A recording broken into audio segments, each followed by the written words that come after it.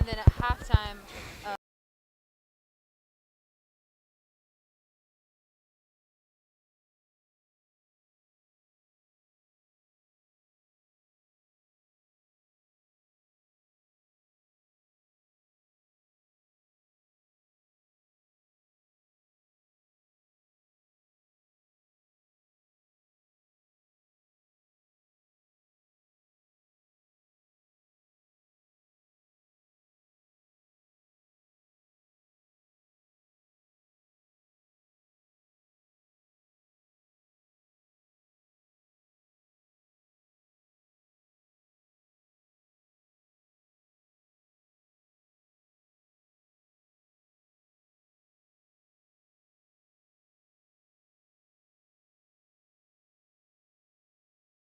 David Dobrik. David Dobrik.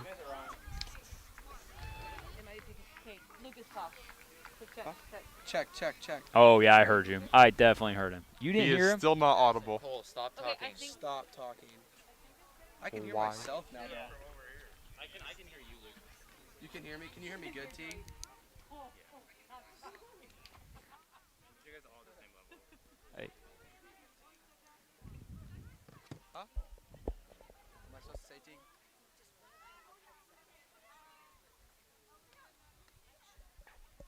Just start talking about. Oh, I think it might be Cole's where you can't hear in the. Are we live right now? Yeah, you guys are on. Thanks for letting us know Yeah, again, T. for real. Really Well, I appreciate mean- that. Really appreciate that. Did you turn us all the way down, T? I can't hear Jackson anymore. Yeah, sorry, we're still working on our sound stuff.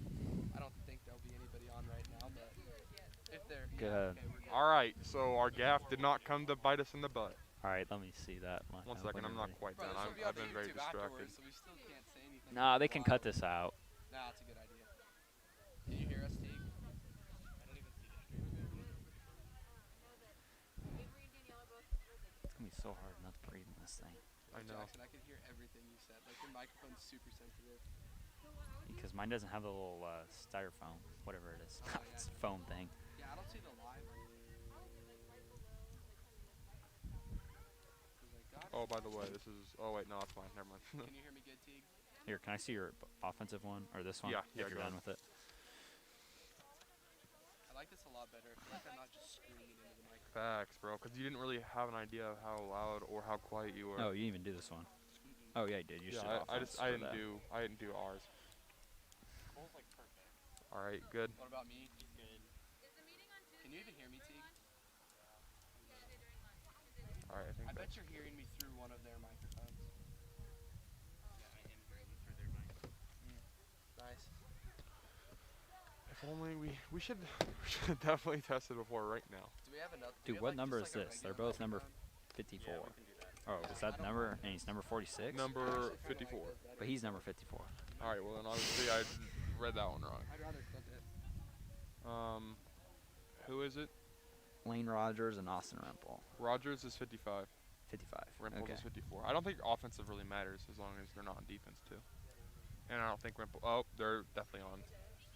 I didn't mess it up over here because I didn't write down the number. Dope.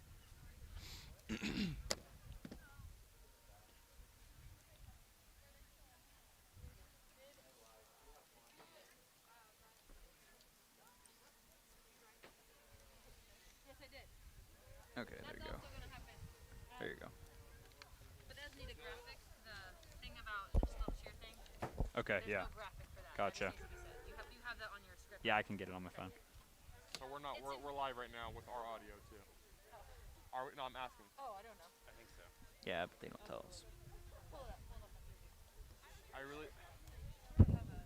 We gotta have like a buzzer, like on Astros buzzer right in our chest, like how they were getting the pitches, except for when we're on audio.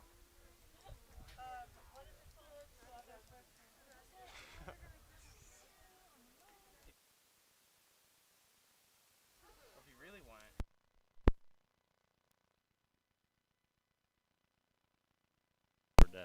That's what I meant. So, can you hear me now? Oh. Okay, yeah, don't do that. That sounds weird. Just go. But can we turn it down on here? Yeah, it would be that.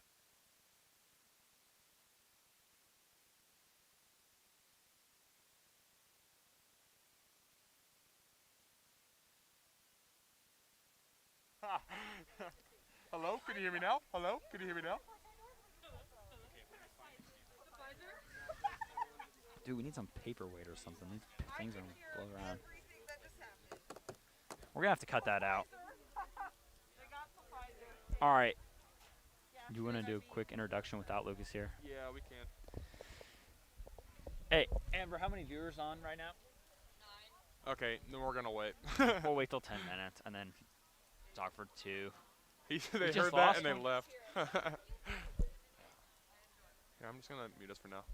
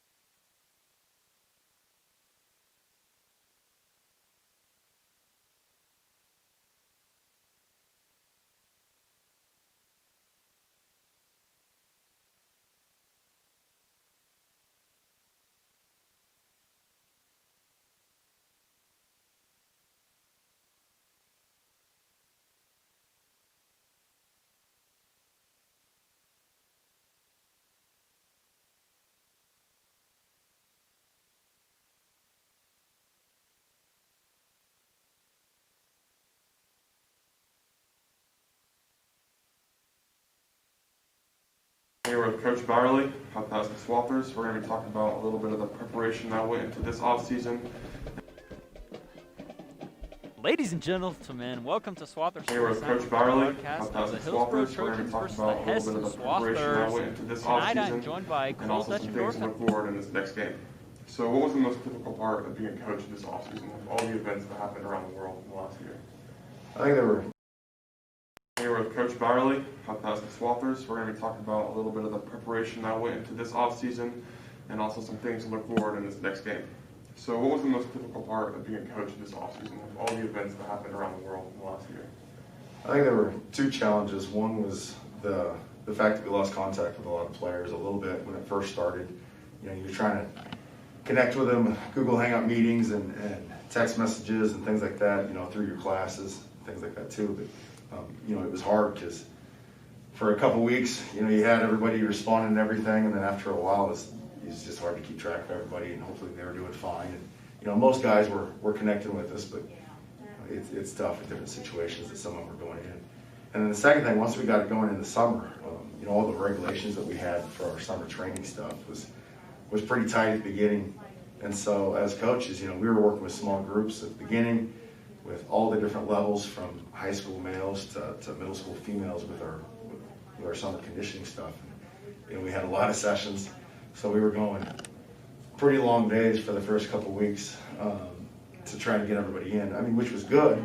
We were happy to do it, but as coaches, it was just difficult because, you know, Coach Broadfoot and I were up in the weight room for pretty much all day for the first couple weeks. What values do you have for your team in the locker room, on the field? So we choose kind of core values year by year. The seniors have a lot of input in what we do. We kind of have the same ones from year to year that we think are really, really valuable for what we have. And our kind of theme this year is one path. And we talk about each letter has something, deals with something else. Like the P stands for protect the brand.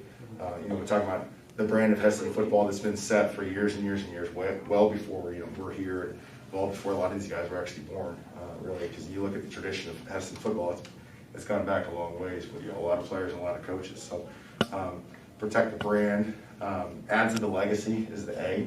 And we talk about each class has a chance to add a legacy for Swather football to continue. And we talk about that a lot of how they can create the legacy that they want.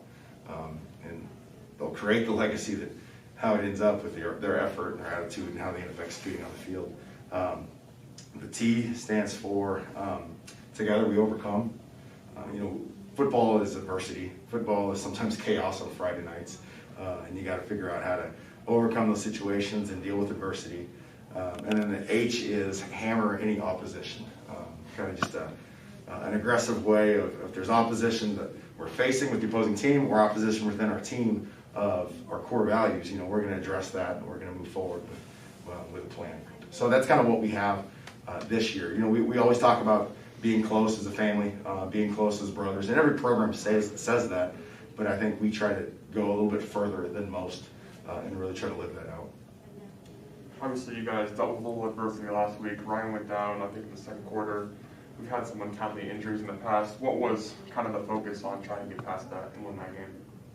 Yeah, to be honest with you, we never want to have players get injured, but it was good for us to face adversity in game one, because sometimes you get those teams where, you know, they just blow somebody out and they don't really learn much about their team yet until later on when they have a tight game. So it was good to face some adversity. It was good to go into halftime having to come out in the third quarter and really execute well. You know, we talked about at the beginning of the year, from the beginning, that we need to have everybody ready to play no matter what, because it could be injuries, it could be COVID. Berm, cut to the berm. Yeah, you're on the berm. Hello?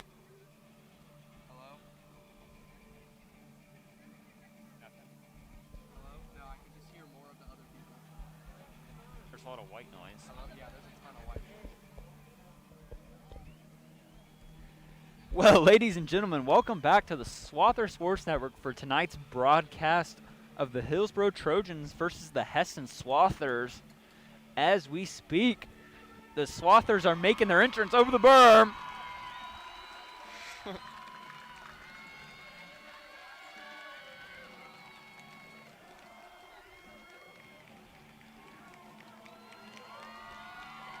I'm Cole Dutchendorf here tonight, joined by Jackson Humphreys and Lucas Roth.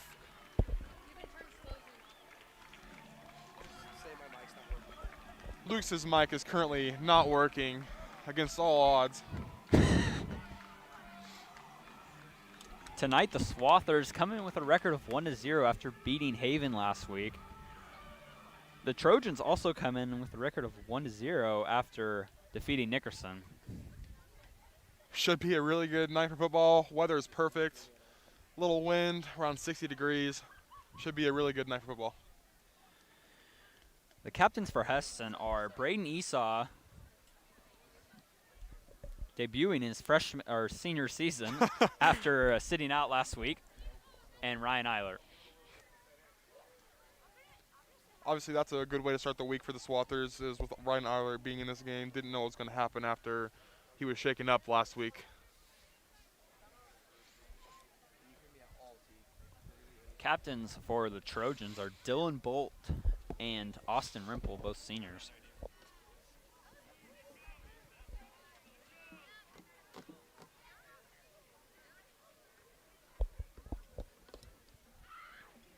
Last week, the Swathers were able to capture pretty much exactly what they wanted to do with a lot of short passes, a lot of screens, able to spread the field out horizontally, get those linebackers of Haven going side to side, and able to beat them. I believe 34-12 was the score of that game. That'd be correct. Hillsboro presents a little bit of a different task for the Swathers, however, as their line isn't quite so big, but they present a lot more speed throughout the field. These two teams met last year, the score being Hesston 43, Hillsboro 14. And over the last decade, the total tally between the two teams was Hesston winning 8 games and Hillsboro winning 2. Hesston is elected to defer the coin toss, and Hillsboro will choose to receive.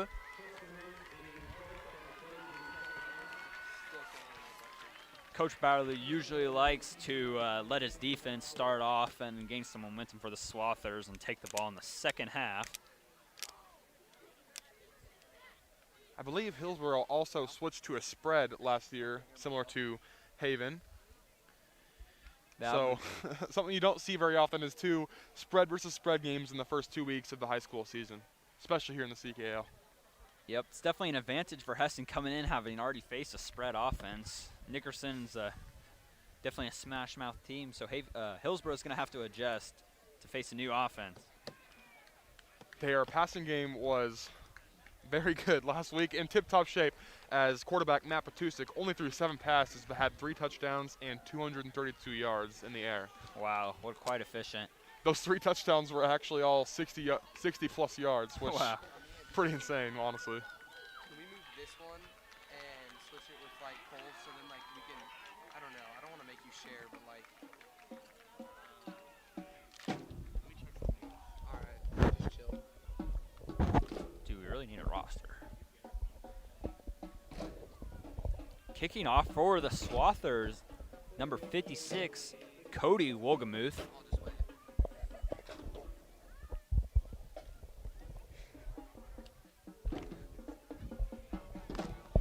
Little mishap there from the. Hey, we can't be saying that this week. We can't be saying that this week.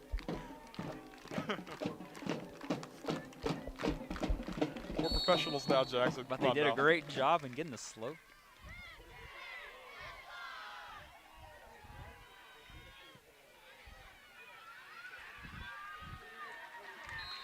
A nice return by number 8 brings them to about the 42-yard line. I'll go grab a roster. I couldn't find any.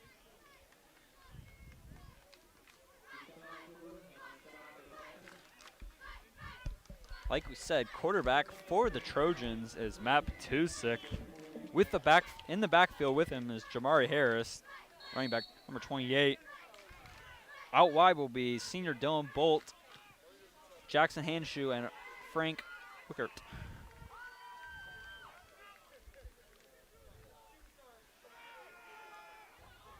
Airing out long first play.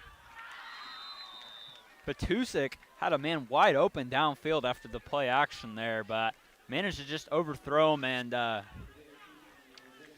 the tight end, Jacob Thiessen, couldn't quite get there.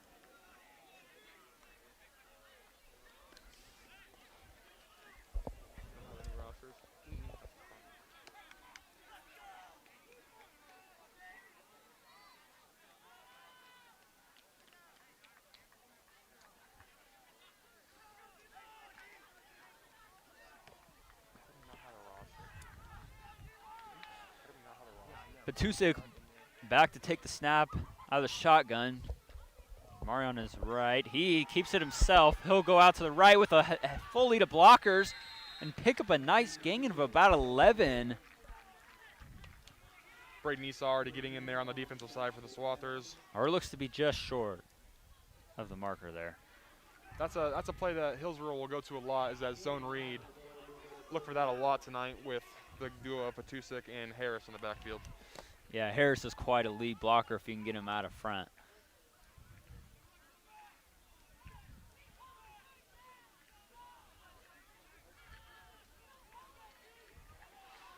So with 11 minutes to go in the first quarter, Hillsboro is facing the first third down in the game from the 49. On that return, this is a little late, but on that return was Nate Hine, Jr. for the Trojans. Just got the roster pulled up.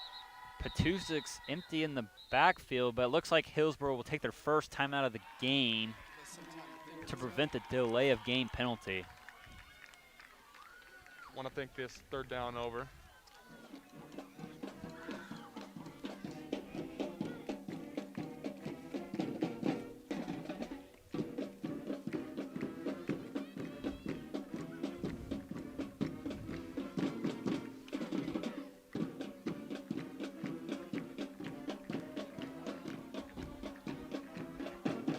See how that affects the game later in this first half. See if they kind of blow it there using a timeout very early in the game. Very early in the game, yep.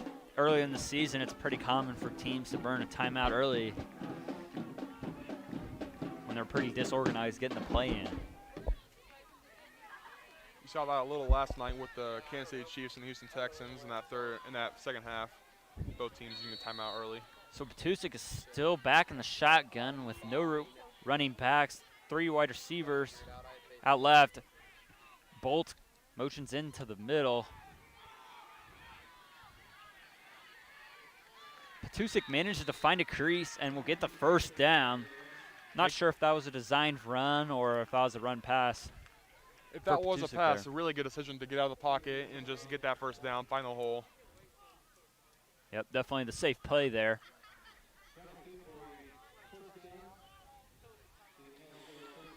Petusik really is quite a threat as a runner from the quarterback position. He had 12 carries for 102 yards against Nickerson. One of the keys of the game for the Swather defense is containing Petusik and making him stay in the pocket.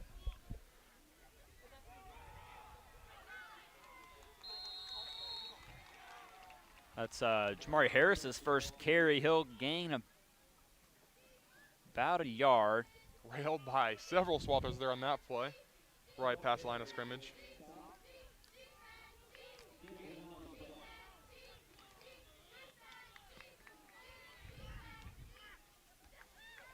Hillsboro's O-line definitely not as big as Havens, although they do have one similar to Havens with 6'6", 268. That's Jared Jansen, senior for the Trojans. Quite a big boy.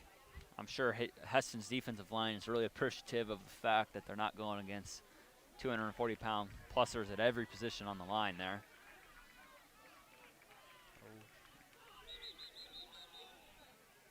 Another timeout called by Hillsboro. They really seem to be disorganized in getting that play into the quarterback, Petusik. That's not good.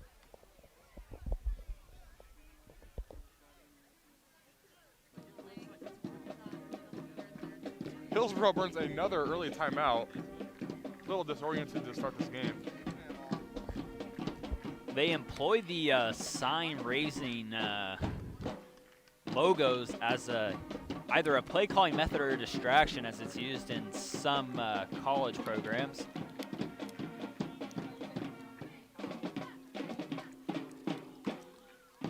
As we see here, a little sprinkle has started to develop. We'll see how that interacts with the players as the game progresses. And our stream.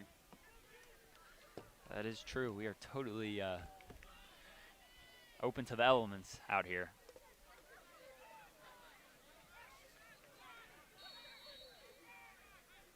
The paper will be rendered useless if it continues to rain.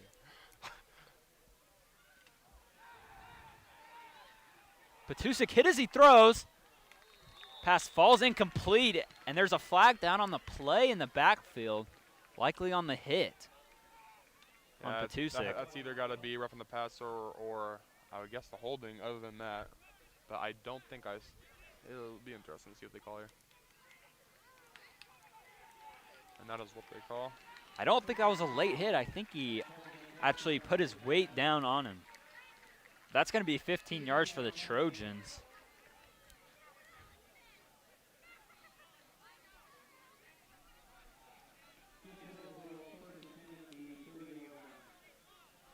We'll set up a 1st and 10 on the 30-yard lines for the Trojans on their first possession here.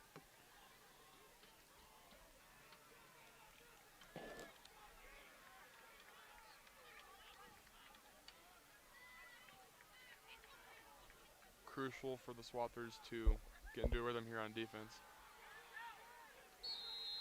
The running back, 28, Jamari Harris, is hit at the line and gains about a yard. I believe Brady Cox was in there on that stop.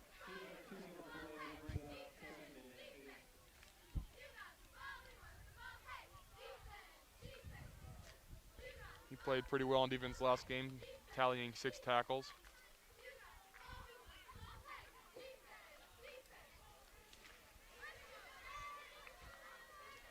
As well as 6 receptions for 120 yards and a touchdown on offense. He really had a pretty good game last game for the Swathers. Doing it all, both sides of the ball. Petusik empty in the shotgun. 3 wide receivers to his right. He'll roll out to the right and get absolutely clobbered by the Swather defensive line. Oh, and a Halloran in there on that sack. That'll set up a 3rd and about a 15, 3rd and 15 here for the Trojans. And that's exactly what they want to do. They want to put some pressure on Petusik throughout this game, try to contain him from getting outside the pocket. Yeah, the whole defensive line was in the backfield there. Petusik really had nowhere to go.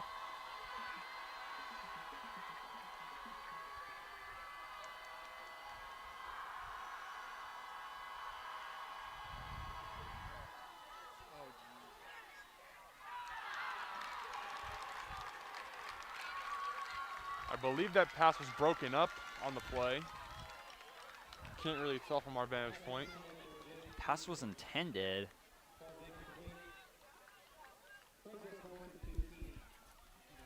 For number 26. Jacob Thiessen again on that corner route. He had some space. Second time he's come wide open on the corner route, but both times Petusik just unable to give it to him. I think the loft on that pass there allowed the safety, Braden Schilling, to close the gap there and break it up. For sure. In the Well, yeah, what are they going to do? Punt? the worst probably zone to be in a high school football game, you really don't have a field goal kicker who can kick it that far, and there's no point to punt it. And that is beautiful defense on the play there. Jaden Medina. Yeah, that was Jaden Medina. Jaden Solid play there Medina on the outside. gets the Swathers off the field. They'll take over at their own 35 with 7 minutes and 31 seconds to go.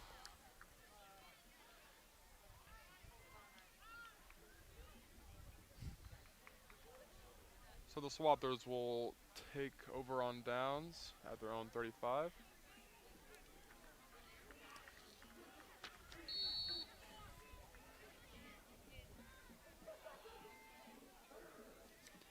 Eilert in the shotgun with Arnold behind him. It'll be a pitch out to Arnold. He's got a little bit of room. That's definitely one thing for the Swathers to try to do this week is to really get that run game going. That was something they were kind of unable to do last game. Not necessarily unable to do, but just kind of strayed away from it and instead opted to go for those short passes. Yeah, their short pass game was working so well. I don't know if I disagree with the call to throw the ball a little bit more.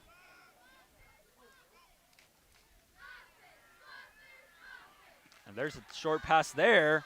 Ooh, to big hit Braden there. Schilling. Up across the middle. That would be good for a Swathers first down. Moving the chains to about the 46.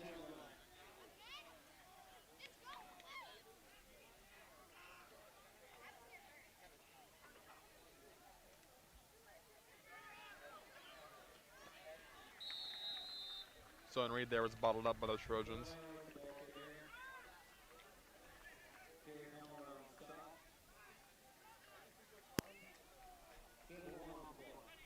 The Swathers finally go out of their 3-1 and go back to 2 wide receivers on each side. Cox in motion. Gets the jet sweep, and he's got a lot of room.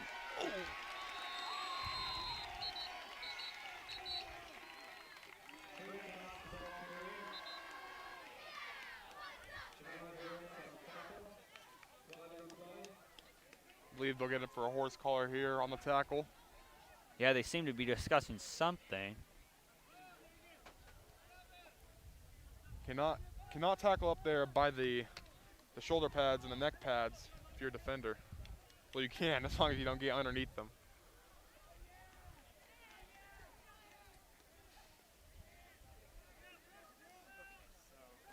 They actually call a face mask there. That'll be another 15 yards. That's 2 15-yard penalties for both the Trojans and the Swathers. That'll move the Swathers up for 1st and 10 on the 25-yard line. Net gain there of about 22 yards total. Actually, no, it's more of a... Eiler throws the wide receiver screen out to Ben Bollinger, and he's able to get it across to the 9-yard line to pick up the first down. He managed to make that first tackler missed, and his wide receivers were able to keep their blocks up for a pretty long time. For a 16 nice yards there for number 16 on the screen.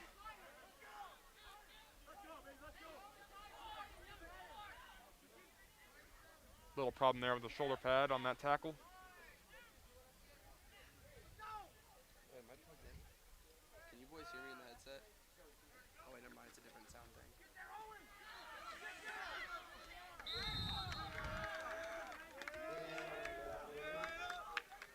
About 3 yards there for Ryan Eilert.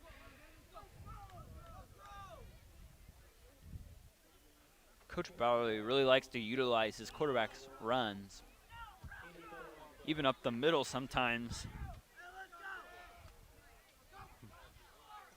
I'm okay though. I'm over it.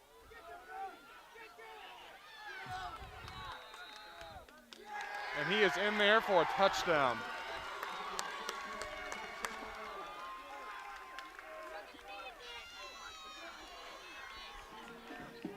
Great first drive there from the Swathers. Eiler going 4 for 4. Brady with a couple of nice jet sweep runs there. They benefited from that face mask around the 40-yard line, and they were able to punch it in there.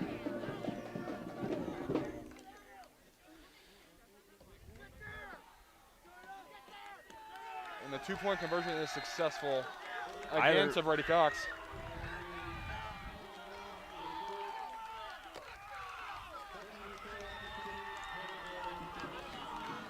Score is 8-0 with 5 minutes and 3 seconds left to go in the first quarter. And that is exactly what Bowerly wanted to do. He said he wanted to start fast, try to put the opposing team in a deficit early. Something they wanted to do last week, but kind of start off slow. You know, first couple drives of the season, you can understand that.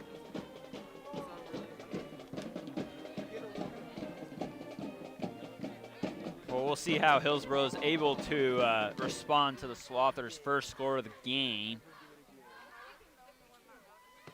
Yeah, I know, there were like 12 different people that were like, who's Eilert was spreading the ball around the field in that one, had completions to 3 different receivers, I believe. We're getting there. Cool. Still having some technical difficulties here in the booth. Lucas's mic is still not working. Hopefully, We'll say it was affected by the rain. hopefully we'll be able to be joined by our third commentator pretty soon here. But until then, it's just me and Colt.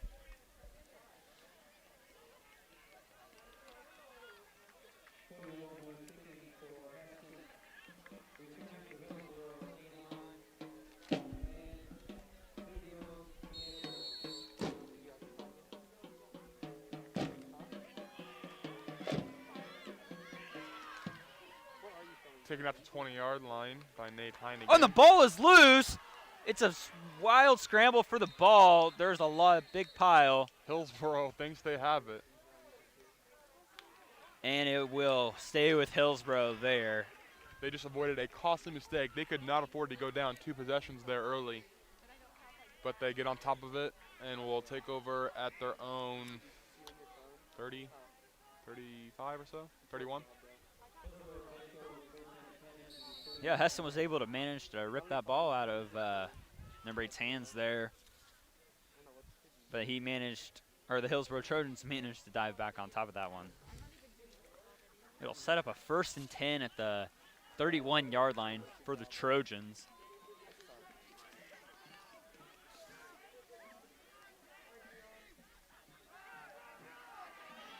A run to the outside, and he is snuffed in the backfield.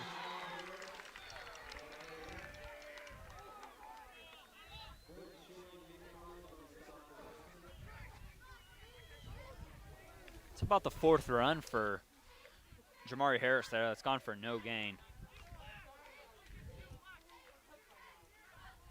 Who's number 22? Is that Nick? Yeah. Nick Arnold in there on the stop. Swather's defense really seems to be keen on the run early. What do you think about that, Cole? Definitely something they're going to have to look for, as last week Hillsboro ran like 76% of the time.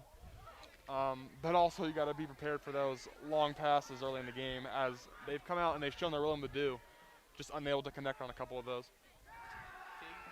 Pass here. Way over And everyone's head. Maybe a pass little wasn't- miscommunication there. Pass was intended for number 4, Frank Wickert. I'll set up 3rd down and 10 from the 31 here for the Trojans.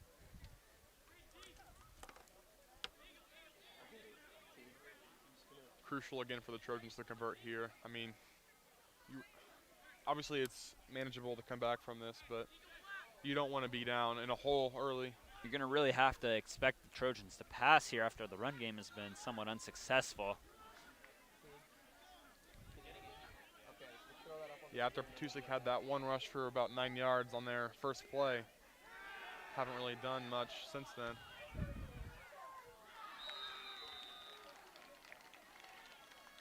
Another incompletion there. Slow start for Petusik in the air. Yeah, it's just been a hair off with a couple of big throws there.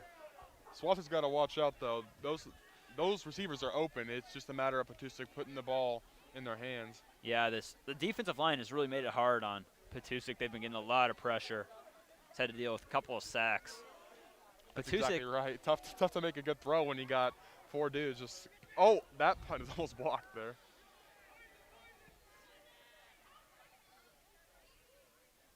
Not a 20-yard punt. Kicked it straight up, basically. yeah, maybe tipped off the hands of one of the Swathers there, but that'll set up a 1st and 10 for the Swathers in really good field position here at about the 45-yard line. With 3 minutes and 44 seconds, the Swathers have time to punch one more in before this quarter ends.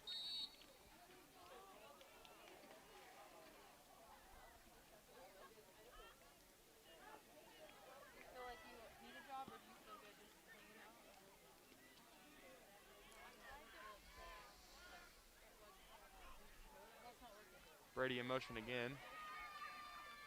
Flag on the play. They ran that jet sweep action to Brady there, and it seemed to get the Trojans moving to that side of the field, and they came back with a run to Arnold. Trying to see if I'm on.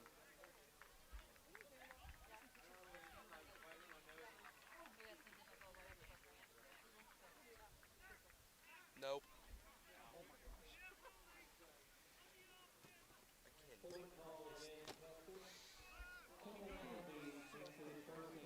Holding call on Hesston brings the Swathers back to a 1st and 20 from their own 35. Despite that holding, you kind of see what the Swathers want to do. They want to take the plays that they've already run and lead them into the others. Look for some down the field action on some fake screens later in the game. Nick Arnold gets the handoff there.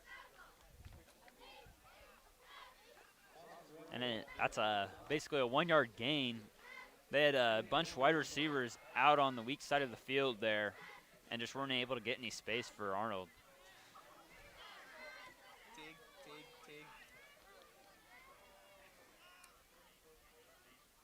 Bring up 2nd and 19 at the 36. The snap was fumbled there by Eilert. He's racing out to his right, and he's hit as he thrown, and number 4, Frank Wicker, picks it off, and he will return that for a touchdown. That is not a smart throw there from Eilert. I think you kind of just got to take your loss, get out of bounds, or take the hit in the backfield. Try to stop the bleeding there, but he made an ill-advised pass, and that was taken to the house. Yeah, the whole play was doomed from the start after I think Eilert got the snap to him early and then fumbled it around, had to roll out, and probably should have thrown it away, but ended up with an interception there. Hillsboro will be attempting to kick the PAT here. The kicker is number 7, Dylan Bolt. Something I don't think we've seen this year so far. Sails true. Kick is good. Point.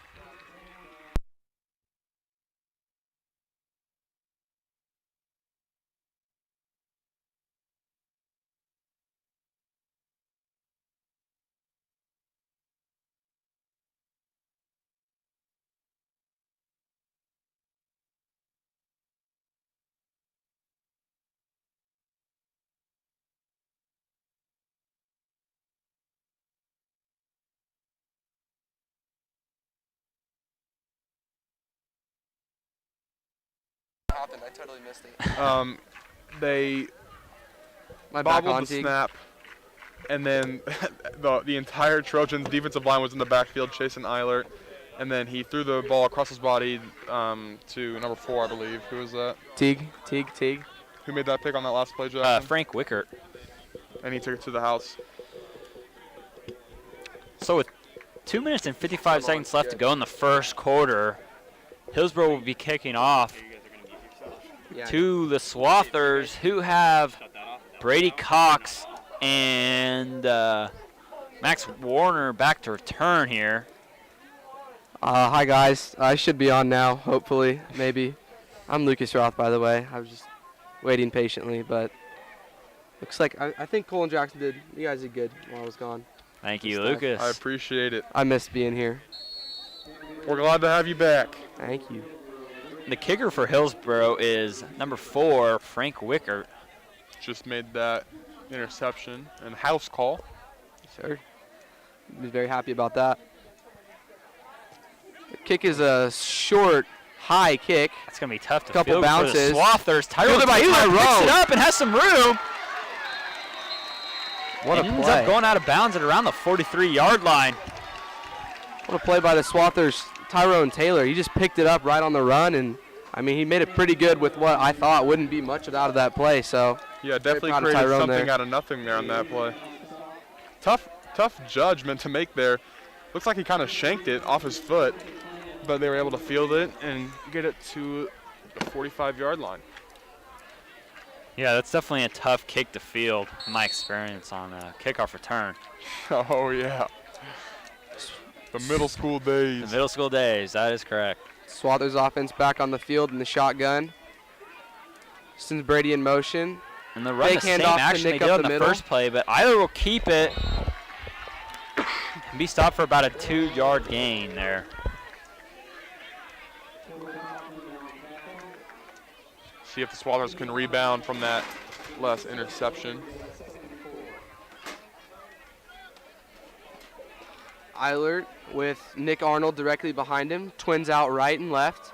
Nick Arnold moves up next to Ryan, the shotgun. It's a read option left. Ryan Eilert keeps it and is wrestled down in the backfield by what looks to be Matt Patusik. That's a great play, holding onto his jersey, making sure that he's unable to get anywhere else while his buddies come in there and finish the job for him. Oh, yeah, beautiful play there by Matt Patusik. Way to fill the hole.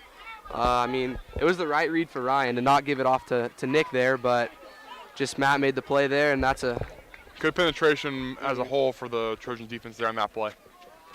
Either once again in the pistol, twins out left and right, and hard count there by Ryan Eilert. Gets the Trojans to jump off sides. That'll move them 5 yards closer to that first down marker and bring up that 3rd was and 2. number 54, Austin Rempel there, as he consoles himself by slapping himself in the head. That's tough. You hate to see it. That sets up a 3rd and 1 on the 46 for the Swathers. Quarterback sneak by Ryan Eilert for 5 yards. That's pretty impressive. Don't see that very often, especially if you're Patrick Mahomes. I didn't talk about that. That was a sad day. That almost gave me a heart attack when that happened. And that's coming from a Bears fan, ladies and gentlemen. Yeah. It I know. occurred just as Brian Johnson said it would, an injury. But he came back just 2 weeks later, I believe. Eilert and Arnold back in the pistol. Eilert turns left, throws out to Brady Cox on the screen. Brady Cox makes a move and is wrestled to the ground by Matt Patusik for about a gain of 4. Should bring up 2nd and 6. There's a flag on the play, though. Brady shoved him off of him after that tackle. Felt like it was a little extracurricular activity going on after the play. And he was not happy with that, and that'll draw a penalty every time. Saw something similar with Nathan Whitsitt, although that was a little more intense last week, probably. Yeah, I think Brady had to be a little bit frustrated that there was a lot of Hillsboro defenders out there pretty quick, and he wasn't really able to gain any yards there.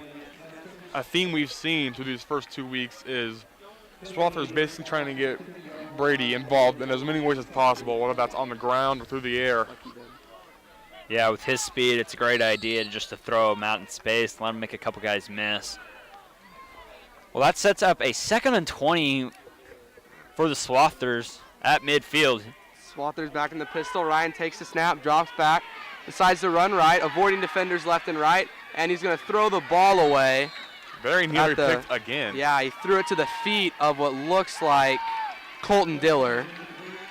That's just another tough play on Ryan. I mean, either for Ryan, you got to try and get that ball to the sideline or just take the hit. You already had one. He's got to be more Yeah. careful. Those are a couple of ill-advised passes. And I understand one to not take the sack, but you'll take a sack over a pick any day. Swathers Yeah. again back in that pistol. Trips right, single receiver left. The single receiver is Ben Bollinger. Something the Swathers will try to do as much as possible, isolate Bollinger there on either the right or left side. Yeah, and there's no safety help, so look for him to go one-on-one over there.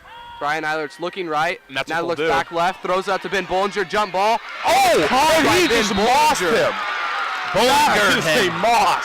He What a Bollingered him. beautiful catch by Ben Bollinger there. Ryan Eiler just threw it up and let him do the rest of the work. That is an impressive play there from Ben Bollinger. Eiler managed to trust his receiver there, and good results come of it. It'll set up a first down on the 19-yard line for the Swathers, who, after hope looked lost, have a chance to score to end this first quarter. The handoff goes to Nick Arnold running from left to right. Gets a few blocks, and now he's on the edge and will be He pushed may out have of gotten a first bounds. down there. Right about after a 10-yard gain.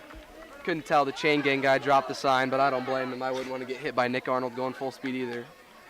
Nick Arnold and a host of Trojans there. Looks like he was just short, bring up 2nd down and 1. Eiler and Arnold back in the pistol, twins left and right. Hard count for Ryan out there. Almost got Rimple jumping Again. off sides again. Looking back towards Tyson, see if he's going to say anything different. Looks like they got the play. Looks like it's the same one. Eiler takes the snap, looks left, and throws an absolute duck. That was tough. Looks like the ball just slipped. I mean, these conditions are kind of, it's a little bit, I want to say, it's no real great word to describe it. A little bit wet out it's- there yeah, after it's a the little bit rain the moist, past but- couple of days. I got one. Slickery. There we go. Slick and slippery. You know, a little Very combination. slickery out there. I might catch on Twitter tonight. Swathers are set up with a 3rd and 1 on the 9-yard line, trying to move the chains here to set up a 1st and goal.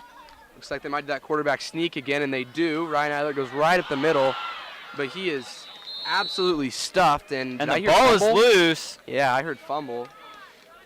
Check the Swathers fell on it. And got the first And down. got the first down. 2 for 2.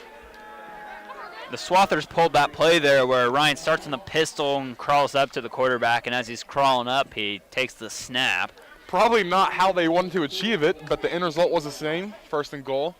Yeah, number 28, Jamari Harris, the linebacker, sniffed that one out and was able to pop that ball loose. Bollinger isolated again on the left side. Yeah, look for that fade route toward this corner of the end zone. He's got a lot of field Trojans to will work send with. some help over there. Now they He's sent not Colton isolated. Diller in motion to stand next to him. Eiler, the handoff to Nick Arnold up the middle. Nick Arnold met by a swarm of Trojans there in the middle of the field. And about a gain of 1 on the play. Or gain of 3, my bad. Sorry, That'll vision's take a little us bit to impaired. the end of the 1st quarter with the scores. Swathers 8, Trojans 7, but the Swathers knocking at the doorstep to punch another one in. Time of possession, relatively close. Trojans with about 5.5 minutes, and then Swathers with 6.5. Yeah. I think that was a pretty good quarter. I mean, other than the turnover for the Swathers plays a pretty good quarter. I mean, they stopped the Trojans on both of their offensive possessions. Didn't ever let them get past the 50-yard or much too far past midfield. Other than that one slip up there by Ryan Eilert on the pick 6, I thought the Swathers played pretty well in that 1st quarter. As for Hillsboro, though, I think they need to get their offense going a little bit more.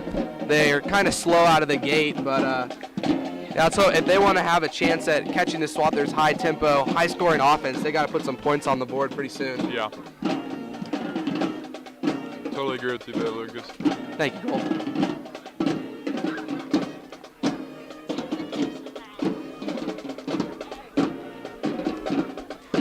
A big thanks to the Swather Power Club tonight for supporting all Hesston High School activities and athletics. Did you know that the Swather Power Club is the one and only Hesston High School Booster Club, and that anyone who signs up to be a member automatically enters the student of their choice to win one of 2 1,000 scholarships? I did not know that, Jackson. Right now, you can join Swather Power Club for free. Look for the Swather Power Club on the Hesston High School website or visit them on Facebook.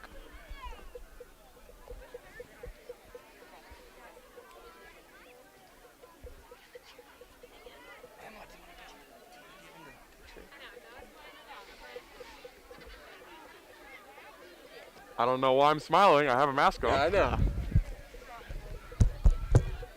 Jeez, Maggie. Okay, well, the Swathers have the Swathers second from and the goal at the 4-yard line. It's going to be a sweep to Nick Arnold, who is met immediately right there by the line of scrimmage by the Trojans. I can't see who. Can't see Again, we're anything over there. 95 yards away from the action now. It was nice when they were right in front of us. Hopefully that high pod view will actually allow y'all to Mm-hmm. see something. So it'll be 3rd and goal from the 2-yard line for the Swathers. Nick Arnold Ryan Eilert in the gun with Nick Arnold to his left. Twins out right and left. It's going to be a read option. Eilert keeps it and walks into the end Not zone even for the touched on Swather the play. touchdown. Beautiful play there by Tyson Bowerly. Love to see it. Touchdowns do not get much easier than that. Yeah. Yeah, the Swathers really seem to go to that read option more when Ryan Eilert's in the game. With Proctor last Friday in the Haven game, they didn't really run it that much. And looks like the Swathers will go for 2 again. No surprise there. Looks like they're... I think it's safe to say that Ryan Eilert's a more natural runner than Jake Proctor. Not that he's unable to run, but that Ryan Eilert is just, that's more of his style of play. Beautiful 2-point conversion play there. Looked like a little bit of a pick route, but since the receiver never got past 1 yard, when he was able to come down on the inside wide receiver and get Ben wide open on that out route. So another walk in on the 2-point conversion. So They tried out a little bit of everything. We had that 15-yard penalty on Brady Cox. We had that Ben Bollinger just absolutely mossing one of their players. We had the walk-in touchdown. Not gonna see touchdowns much easier than that. And pretty much Call that a social distance touchdown there. and then pretty much an uncontested 2-point conversion as well. So yeah, pretty good drive overall for the Swathers there. didn't face many third down. They faced 3 different third downs, so that was pretty good. QB sneak was working very well for the Swathers on that drive. Ryan Eilert with 6 yards on quarterback sneaks now. Swathers have yet to punt in this game, only with that one pick 6 from Eilert. The offense is really moving. I'm interested to see if Ryan Eilert will be back at the punting position for the Swathers after he was injured in last week's game. I'm glad to see him back at quarterback, but he's not, because Braden Esau filled in for him on the defensive end of the football, and Bo Warden is the backup punter, so hopefully we never have to see him tonight, but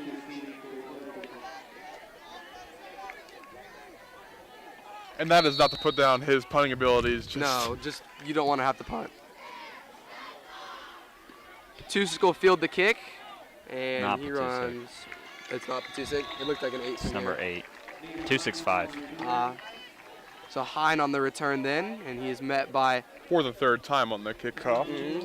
met by pretty fair amount of Swathers there, right around the 35 or 40 yard line. Depth perception's not great from over here. So the Trojans will set up shop at their own 35-yard line. 11 minutes and 20 seconds remaining in the second quarter, down by 9. And they really got to get their offense going on this drive. Yeah, other than that first drive where they were able to move the ball, it's been a 3-and-out land for the Trojans thus far. It's going to be a run to Jamari Harris around the outside. Makes a couple of moves, and looks like he'll get about a gain of 1 or 2. They've balled up Harris pretty well tonight so far. Yeah, Swathers have done a really good job making Hillsboro resort to the pass, and they have not been too successful so far. Teason's been open a couple times, just Petusik hasn't been able to hit him as well as he probably would have liked to have.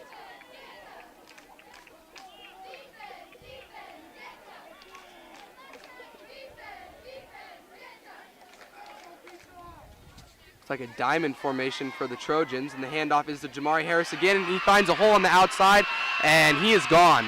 And that is going to be a touchdown for the Trojans. Spoke a little too soon about balling up Harris I as know. he scampers for a 63-yard Trojan touchdown. Managed to break outside, and there were no Swathers able to stop him out there. I know, great blocking there by the Hillsboro Trojans to be able to get him outside in space and for him to get that touchdown. But that's got to be tough if you're the Swathers. You know, you've been so successful on stopping the run all night, and then have them break a 63-yarder on you. Hate to see that.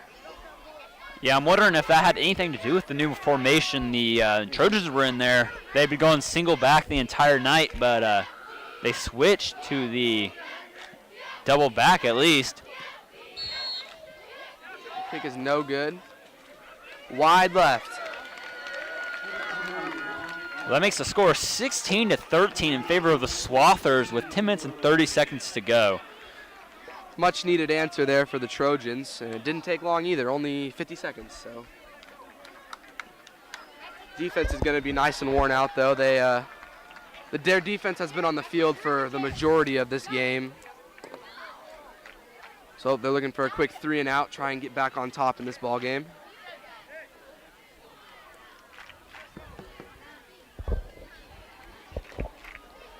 Just in case you didn't catch it at the start of the game, this week was the annual Little Swather Cheer Camp at Hesston High School. 65 kids ages kindergarten through 8th grade signed up and worked with our cheer squad last Saturday and then performed for parents and families on Tuesday night. Our AV team is working on a final video production of the camp and performance, and we are excited to premiere that at halftime of our homecoming game in 2 weeks.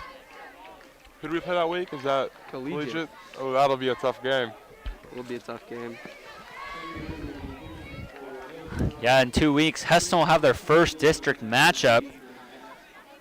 Start off homecoming against a team that went pretty far in the playoffs last year, like Collegiate. Hopefully we'll get to see you next week against Pratt, but we do not know if we'll actually be able to stream that game. Still kind of up in the air. Frank Wicker to kick off for the Trojans.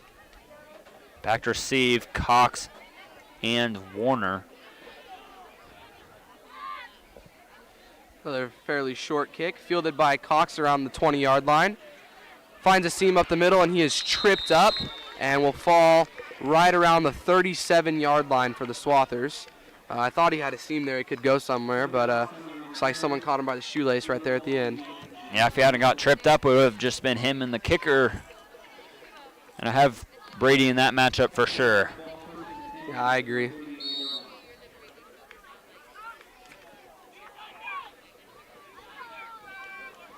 Oh my gosh, what was that? Swathers will start in the pistol formation again. Arnold behind Eilert. Send Brady in motion from left to right. He stops and he circles around, and they're going to throw a little bubble screen to him, and he is met immediately at the line of scrimmage. Looked a little bit like a Chiefs play that Yep, we used I with was just Tyreek going to Hill. say that. Did not work out like a Chiefs play, though. A little Also, Andy Reid action there. it also works when you have Ty Hill running it. He kind of, he makes a lot of fast That was when he people got look 14 not speed. fast. It's tough. Yeah. Not that Brady's slow, but Tyreek Hill's fast. Bollinger and Cox out wide left for the Swathers. Werner and Schilling to the right. Arnold behind Eilert. Eilert with the hard count. Nobody jumps. Looks over to the sideline to confirm the play call with Phil and Parker. Parker. Eilert takes the snap. Another screen out right to Brady Cox. And the same result as the last play. Absolutely no gain. Actually negative about 3 yards. So it'll bring up about 3rd and 15 for the Swathers. You wonder if sooner than later they're going to run a bubble and go on one of those. Trojans are starting to figure that out and jumping all over those routes now. Yeah, the whole Trojans defense is flowing to the side of the field where Cox is at. Looks like we got a loaded backfield here. And Eilert's going to fake the handoff and throw deep for Braden Schilling, and it is way over his head. And that pass is going to fall incomplete, which will lead to a Swather punt. And it looks like Bo Warden will be punting for the Swathers. Looked like he actually had a man open on a post in the middle of the field, but just did not see it. That is Bo, isn't it? Yeah. Okay. Bolt had a chance to catch that one and just managed off his fingertips, but it might have been a good idea to let that go down and see what the return can do off the freshman punter here. Oh, really good punt there by Bo Warden. Takes a nice Swather hop and will be fielded. And, oh, he found a crease and he'll be tackled. That is a heads-up play yeah, there. very, very good heads-up play. They usually do not expect you to return that punt after letting it roll for a while. And I think that's why that play was so successful. He had basically just been standing there and it rolled up to him and he just picked it up and ran. I couldn't quite tell who it was from here. It was a little bit blocked. I don't think it was. I think it might have been Jamari Harris, but cannot know for sure. Well, down 13-16 with 9 minutes to go in the second quarter, the Trojans will take over at the midfield.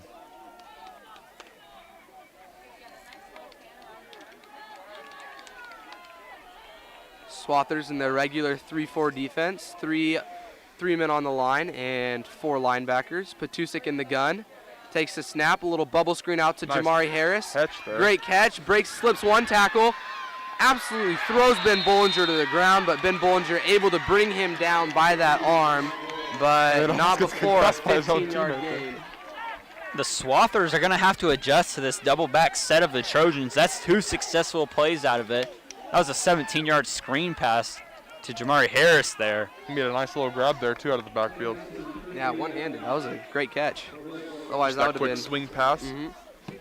Patusik has Harris to his left and Jackson Hanshoe to his right. And on the depth chart, Jackson Henshaw was listed as a split back on the depth chart I received from the coach, so not as much a wide receiver. It's like a design quarterback run for Matt Patusik around the edge. Found a seam and be knocked out of bounds right around after a 12-yard gain by what looks like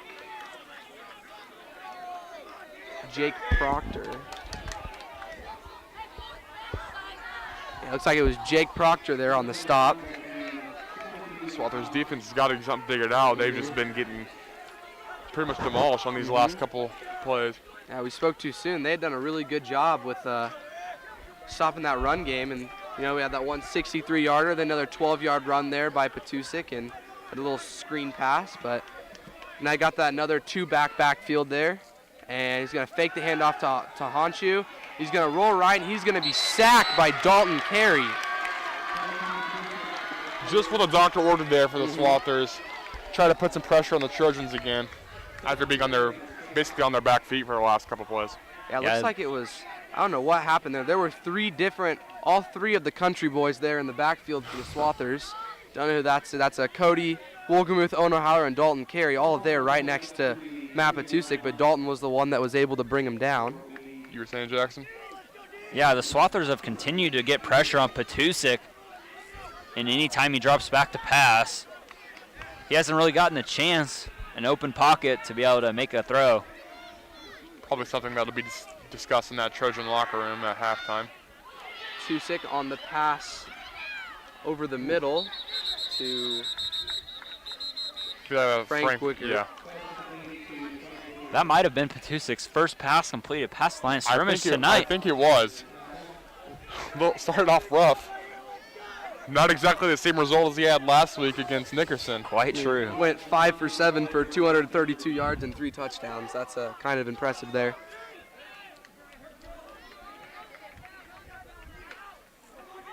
Brings up 3rd and 9 here from the Swathers 22-yard line.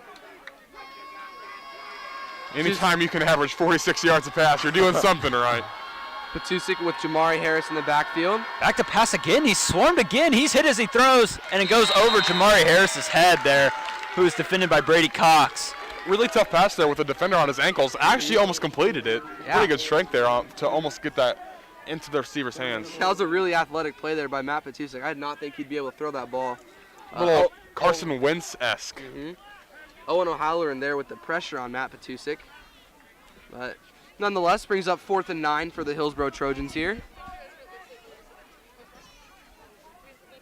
I assume they'll go for it here unless their kicker's got a leg.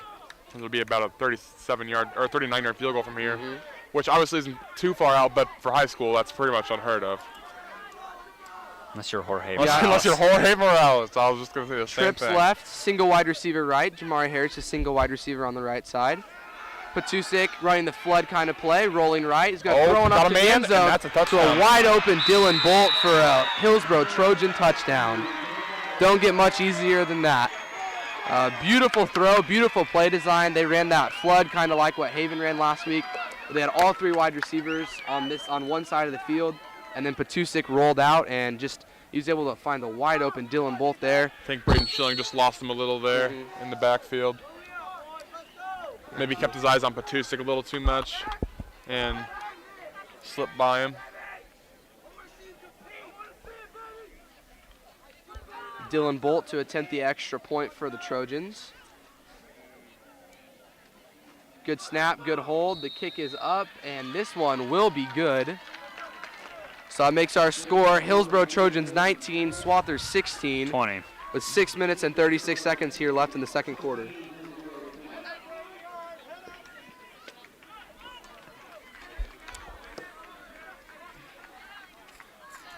That's a beautiful drive there from the Trojans. I mean, stringing pretty much one play after another, big chunks of yardage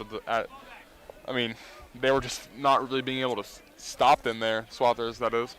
Yeah, and they mixed it up too. I mean, they had a big chunk on the screen pass, another big chunk on the run by Matt Petusik, and they had a couple short passes after that sack, and then the 22-yarder for the touchdown from Petusik to Bolt. Just really great piece together drive there by the Trojans. That was on 3rd down, right? It was 3rd down. 3rd down and 9. No, 4th. 4th down and 9. 4th down and 9, yeah.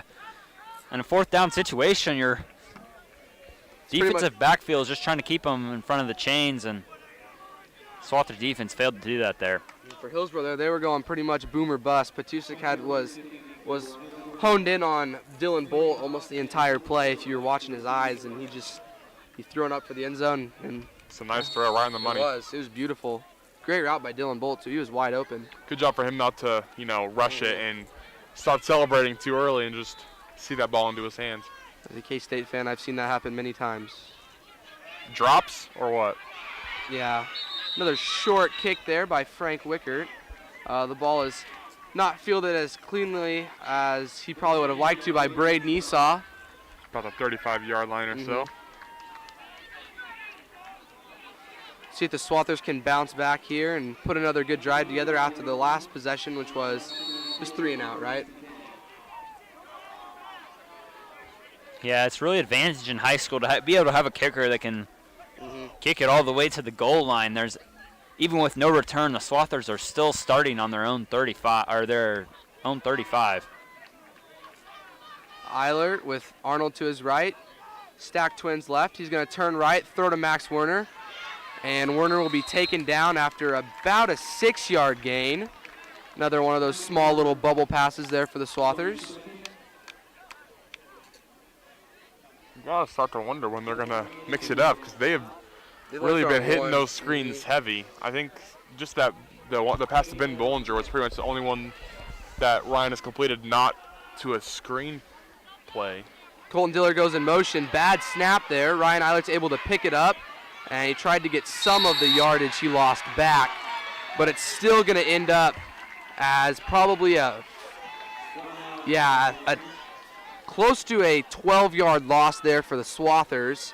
And despite that loss, you're happy to see Eilert not force anything there and make a bad play worse. And it looks like the plan was for it to be a jet sweep to our main man, Colton Diller.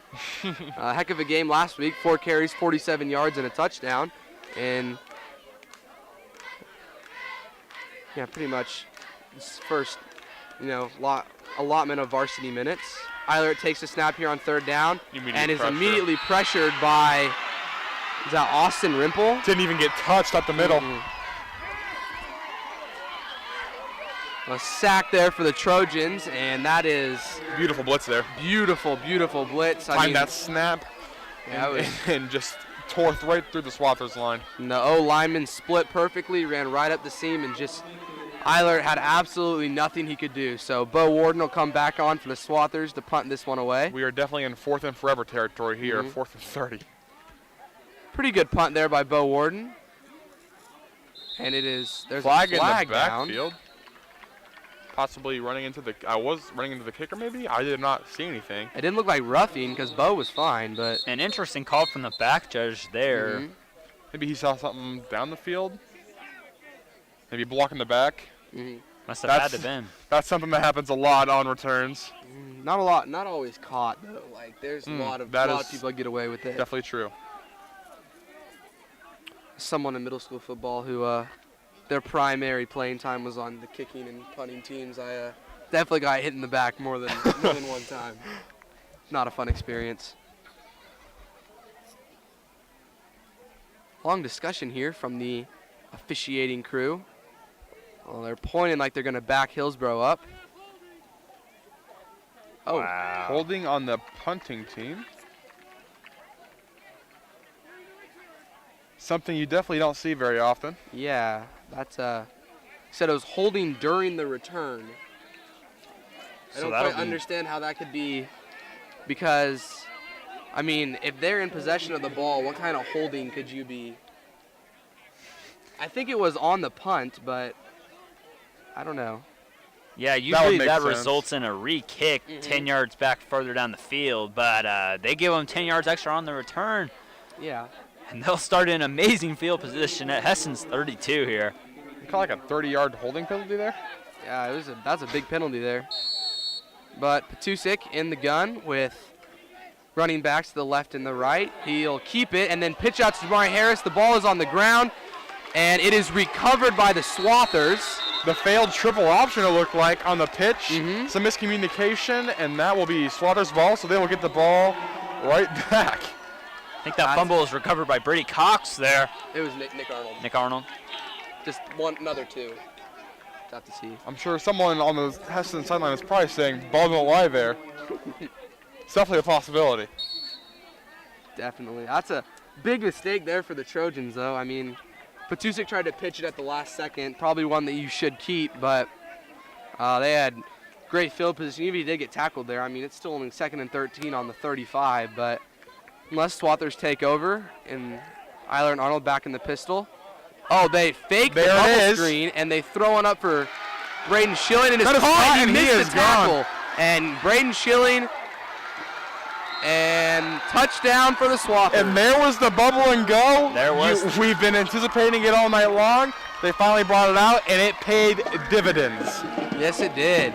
Beautiful pass there by Ryan Eiler to be able to find Braden Schilling there. Great catch, and I think he put the brakes on and let him run right past him. Yeah, that reminded me a little bit of the Saints-Vikings game a couple of years ago where the defender was there, but he just ran right through him and didn't slow him down enough. Man, why you got to do that to the Saints fans, man? Yeah, I think they're trying to get over that. They haven't seen that play As enough long in as the we don't last talk 3 about the years. double doink, I'll be okay. Oh, speaking of which. Eiler on the read option, hands it to Nick, trying to get around the edge, and He appears to be in. yep, based on the student section reaction. It'd be interesting if he didn't make it based on their Yeah. reaction. That's a big answer for the Swathers there, forcing that sure. turnover and then able to punch it in on one play. Yeah, if you feel like you're the Trojans, though, you just completely got the wind knocked out of you there. You had all the momentum. You know, you had scored 13 unanswered points, had the ball at the Swather 35, and then to, go turnover touchdown. That's kind of tough. That's a 14-point, or actually I got 16-point swing there. Hate to lose that.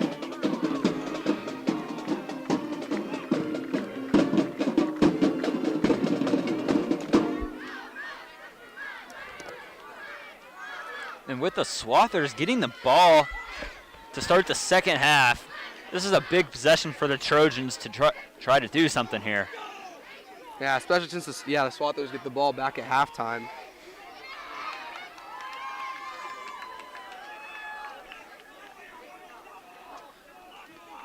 The Swathers have been able to move the ball pretty well. Other than that interception and a couple penalties pinning them back, they've scored in every possession that they've had.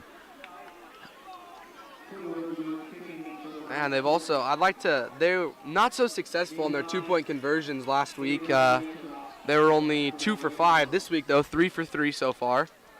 It's good to see. Cody Wolgemuth to kick. Pretty good kick. Sorry, I had the hiccups. Looks like Hine again on the return. Maybe. Nope. But nonetheless brought down around the Swathers 30-yard line. That's where Matt Patusik and the Trojans will set up shop. Hoping to bounce back from that rough turnover on the last possession.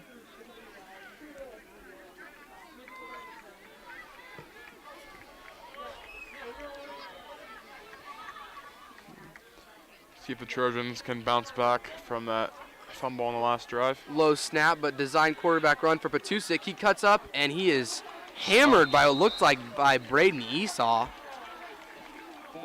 Owen O'Halloran managed to tack onto that one. Esau definitely making his presence felt in his first game this year. Yeah, definitely glad to have him back. 6-yard gain, though.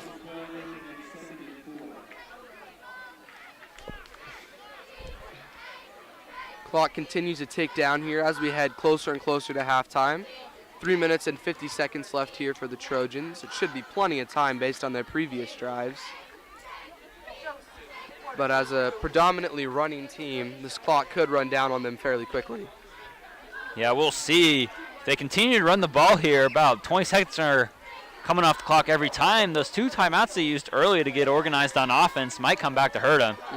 Like we It's like talked Patusik about. will run left again, breaks a couple tackles, but will still be brought down right around the line of scrimmage. He's been taking some big hits on this drive. Oh, man, he got a lot further than I thought he did. It's going to look like it's about 3rd and a foot. Yeah, Patusik for a pretty big guy is pretty elusive back there. He managed to get through a couple of guys there.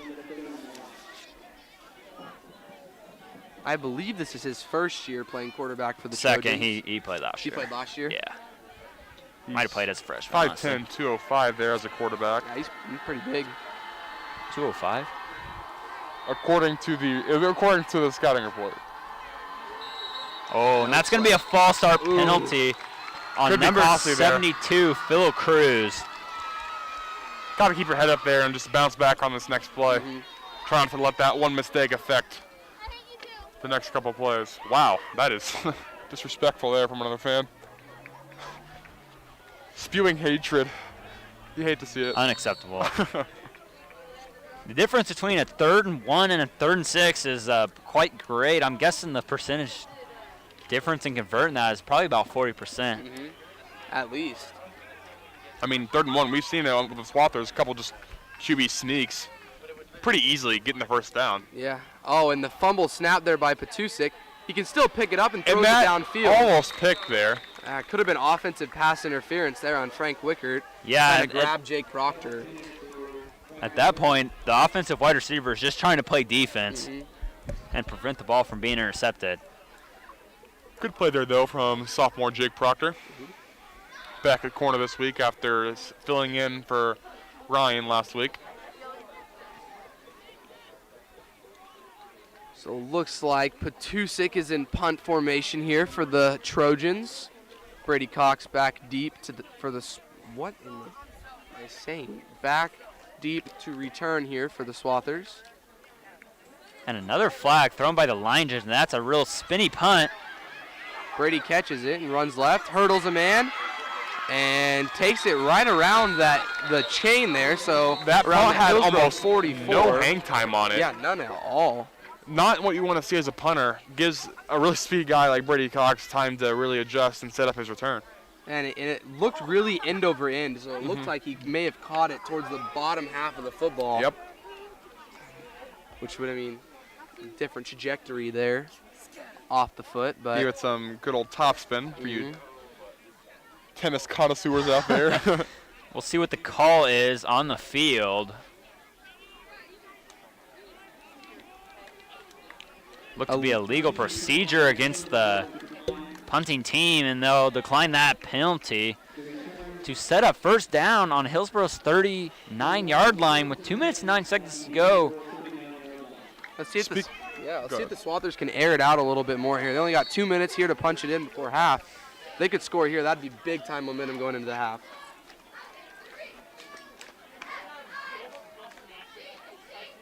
Yeah, with 3 timeouts, they do have plenty of time to punch this one in, and to get the ball back after halftime would be a big momentum boost for the Swathers.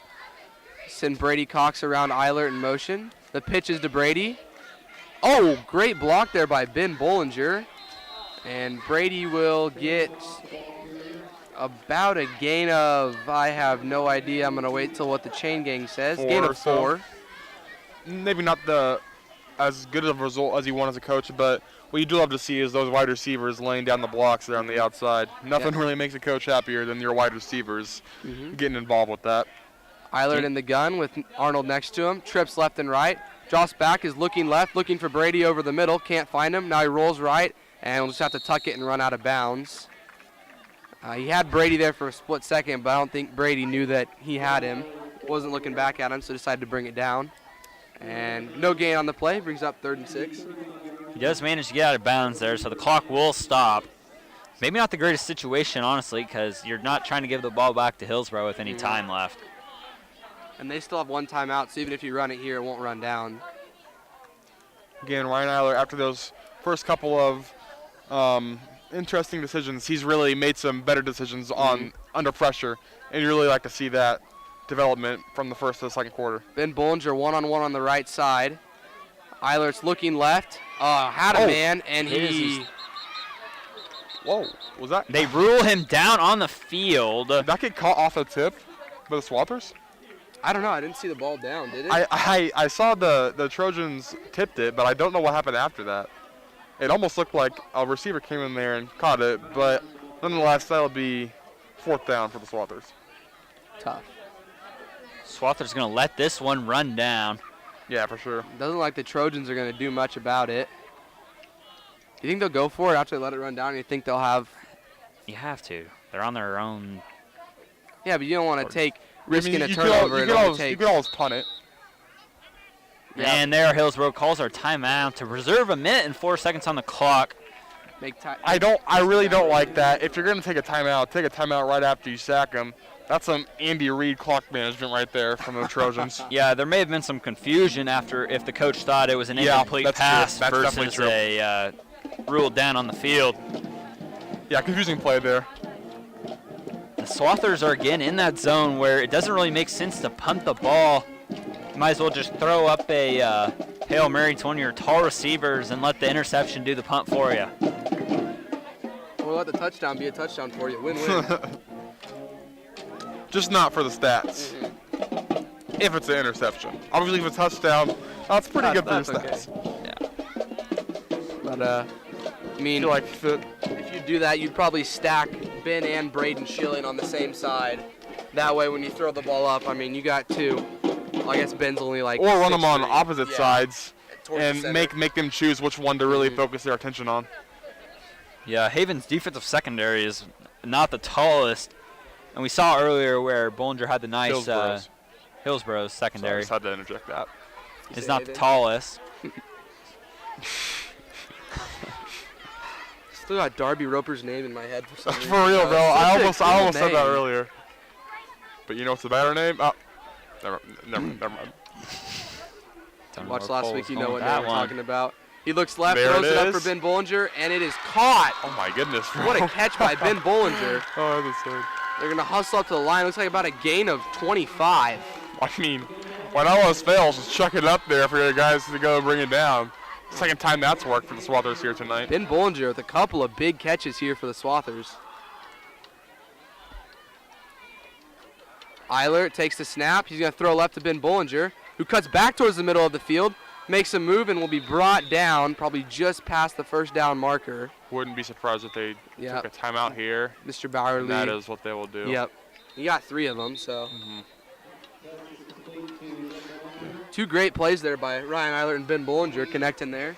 So the timeout by Hillsboro actually may end up biting them in the butt as they convert on that 4th and 12. Yeah, they couldn't have possibly seen the fact that Ryan was just going to throw it up for Ben. And, I mean, You got to assume your guys are going to make Yeah. the play on that. that's the second time he's been one-on-one out there with Dylan Bolt on him, and he just absolutely took over. Definite height advantage, and I would venture to say probably the jumping advantage too. Well, with the Yeah, Swathers, Dylan Bolt standing at only 5'8". Ben Bollinger at least, what, 6'3"? Yeah. On a good day. You were saying, Jack? well, with the Swathers facing a 1st and goal from the 8, it's going to be a big momentum swing with whoever's team comes out top here. If the Swathers can score, or if Hillsboro can stop them here. Not necessarily an easy situation here for the Swathers, confined to those 8 yards to work with. Still have to punch it in. Only have those 45 seconds remaining, so they can't lollygag. They gotta really put the pedal to the metal here. Yeah, what I'd really like to see from the Swathers here is either, I mean, Ben Bollinger's already got that 7-inch height advantage there on the outside. And I know Braden Schilling's probably got even more on his side. Just throwing up for your Maybe receivers. just It's run worked a so fade, far. couple fades on the Yeah. backside. See if you can't get an easy one off there. And that doesn't put the ball on the ground. It keeps it mostly away from the corners because it's just a jump ball. Eiler will roll right. He's looking. He's got a man over the middle and throws a pass, and it is caught for a touchdown That's a by beautiful play there. Ben Bollinger. Yeah, that's a beautiful play. He got kind of lit up there in the end zone, but he hung on. And, yeah, great play there. That's beautiful from Ryan to roll out of the pocket and find his man streaking across the field. Basically just a foot race, just saying, I'm faster than you. Dude, he fired that ball in there, too. And now we got a 2-back formation here for the Swathers. I mean, maybe you just go back to Ben Bollinger again. He's kind of been dominating that matchup. Oh, the jump pass Oh! for a touchdown. That was a Colton Dillard handing off to Nick Arnold, who managed to throw the jump pass. That gives me some throwbacks to Don Terry Poe for the Kansas City Chiefs. That was a wild 2-point conversion play to bring our Ryan Eiler is going ham down the Yeah, sideline. He's one happy Very camper. ecstatic right now.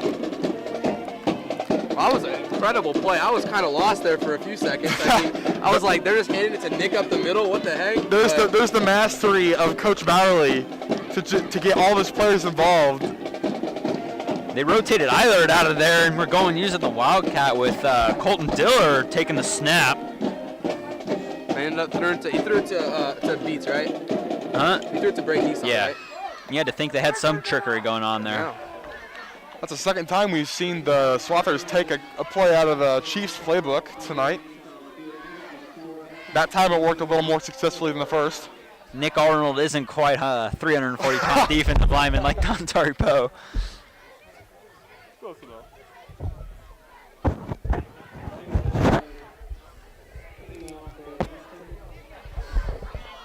And depending on how this return goes here for the Trojans, if they get a good one, I feel like they'll take a couple shots, but if not, I feel like they'll just take this into half and don't do any more damage than what's already been done. Booming kick there by and that Cody, but kick headed towards the will sideline. go out of bounds. Is that the 35-yard line, right? Yep. Tough. Been a really well executed game for the Swathers on offense, and even for the Trojans on offense. They had a couple of long extended drives where they were putting together plays with long chunks of yards. Yeah, but it's tough for the Trojans. You know, things were looking really up for them after those 13 unanswered and the ball at the 32, and They then had all the momentum in the world and I just know. unable to capitalize on that. and now 16 unanswered for the Swathers in the last 3 minutes. The 2-point conversions have been flowing today They for have. the Swathers. 4 for 4. Love to see it too. Some beautiful play designs there on the 2-point conversions. Yeah. Empty backfield here for Petusik. Looks like he had Dylan Bolt there for a second, but Dylan Bolt didn't quite know it. Over the middle, and the pass goes through the hands I of think Jamari it actually Harris. got blocked from. Really? Well, It looked his like wobbly, vision yeah. got blocked by a different Trojan receiver. Mm-hmm. I believe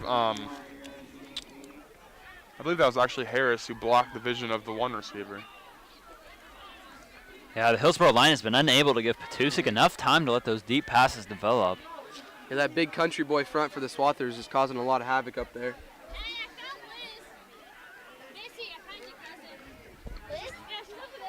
I can't. Okay.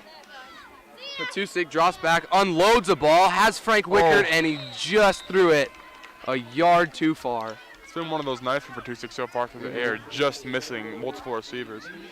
And that was a beautiful throw, at least 40 yards downfield, and only put it just 1 yard off. And in that situation, it's probably better to be a little bit over than under, because under you risk the chance of an interception. Yeah. And Tough pass, really. yeah, really tough pass, but still a great play there by Petusik. They just couldn't quite come up with it. The Swathers in a prevent defense with Nick Arnold, Braden Shine, and Ben Bollinger all playing safeties back here to prevent the long pass. It's 3rd and 10 for the Trojans from the 35 with 25 seconds to go.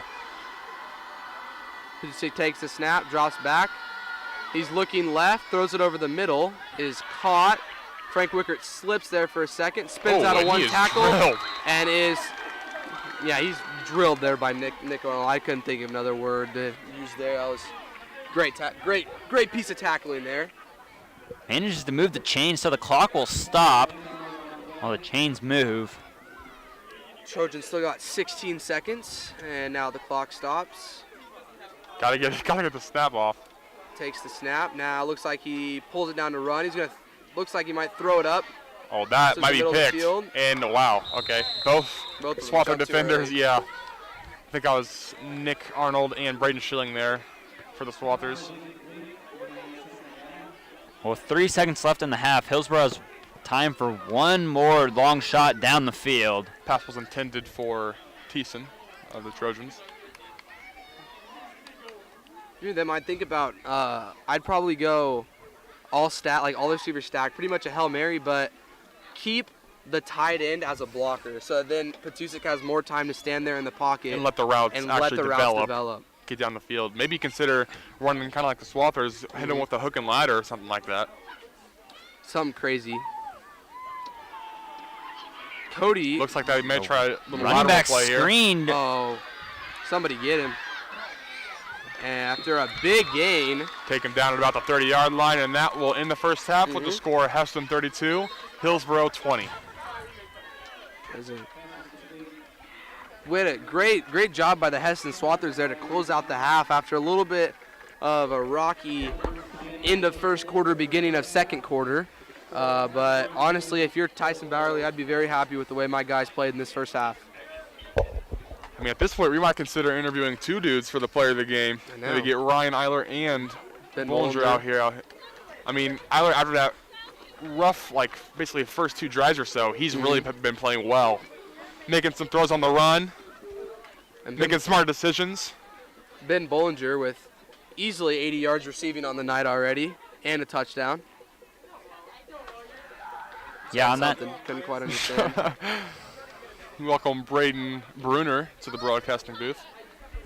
Yeah, on that last drive before half, it was pretty much just Ryan Eiler and Ben Bollinger on the completion there.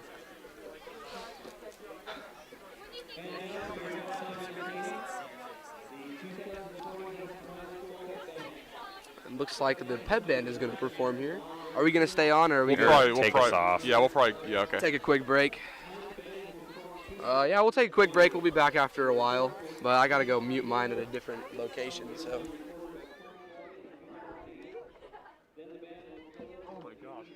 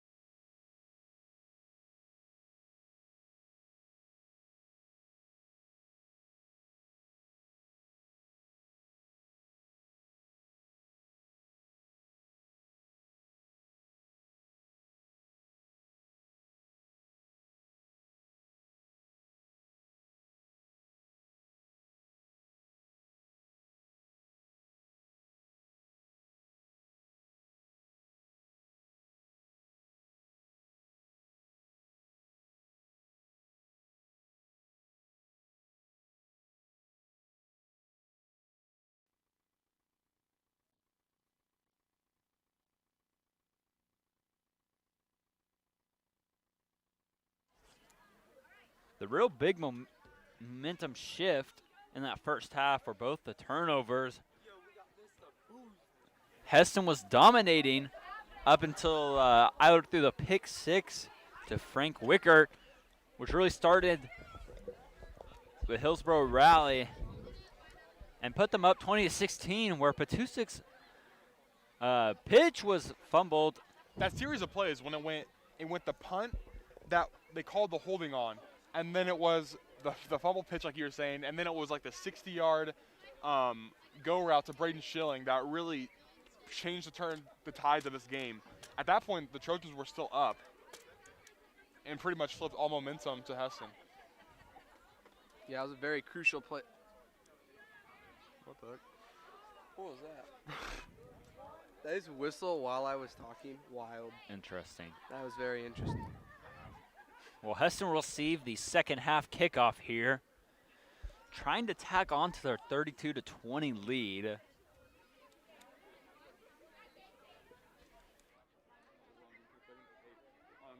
gonna do like you take like the 2 plays and then 2 plays and then 2 plays for that play-by-play. Plays, that's too many. Let's just you do And then every other. I'll do 4. Cool. Okay.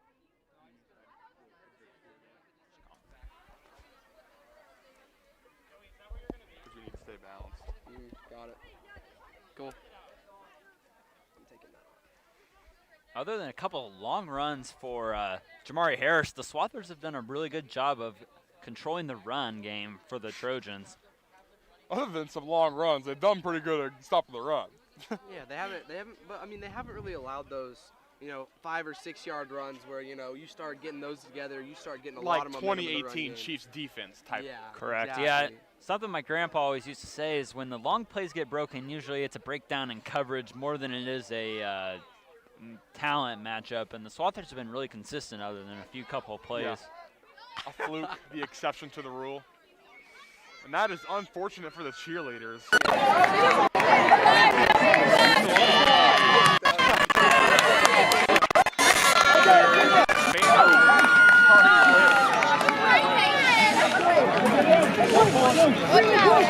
Please don't trample me. Please don't. Opened for the Swathers.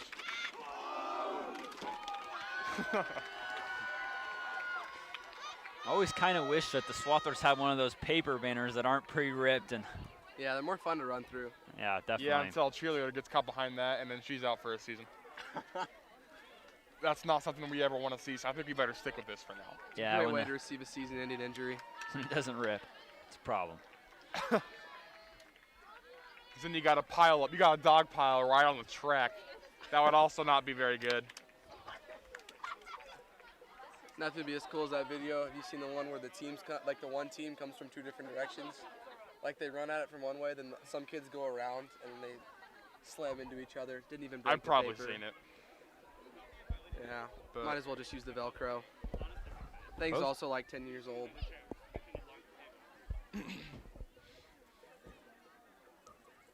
Both teams made it out to the field quite late, and the Trojans are barely going to have any time to warm up. I guess they just put 3 more minutes up on Yeah, the they should be clock. good.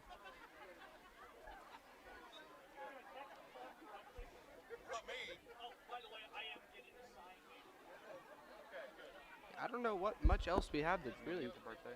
talk about. Brady's So birthday. Brady's birthday. Brady's birthday. Yeah, I'm going to do Community Foundation first.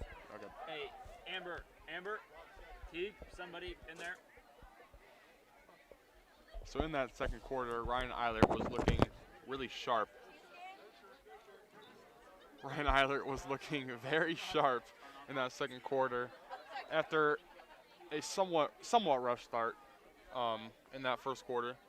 Made some pretty smart decisions there. I thought the way he was able to not let that one mistake turn into multiple mistakes there was really, I think that's a testimony to how Coach Bowerly coaches this team. couldn't agree more. Yeah. We just want to have a quick shout out to Hesston Community Foundation for their grant to the AV program. As you can see the graphic up on the board, the Community Foundation supports Hesston's many interests and has given quite a few money to the AV program. And we just want to say thank you to them. Yeah, that was a very generous grant. We appreciate that greatly. We'll always take money towards the AV program. We got a lot of cool stuff with that. And we were able to get our trailer up and going. It's nice to be out here and not cooped up in some corner somewhere. Next close year, I to a lot think of outlets. I think Garrett Ross should get all the grant money just directly to his bank account. Garrett Roth, first-year head coach for the Swathers Not head here. coach. Or first-year coach.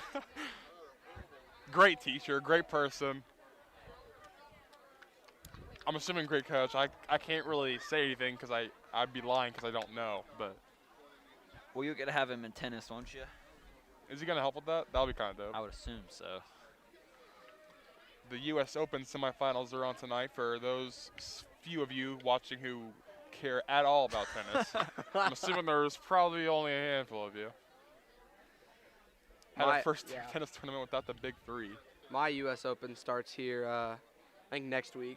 Golf. The golf U.S. Open. Pebble Beach, beautiful golf course.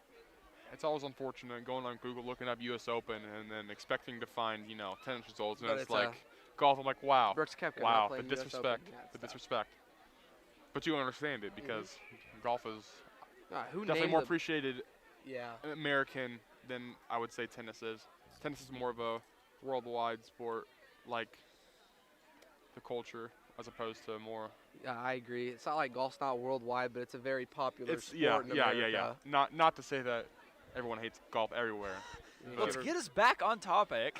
Okay. Bro, the game's not even started Yeah, yet, we're bro. just Chill talking you're out, coming out with Jackson. the kickoff. golf and Come on tennis. now.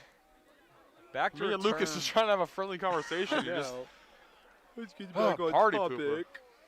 Back to return for the Swathers, Brady Cox and Colton Diller.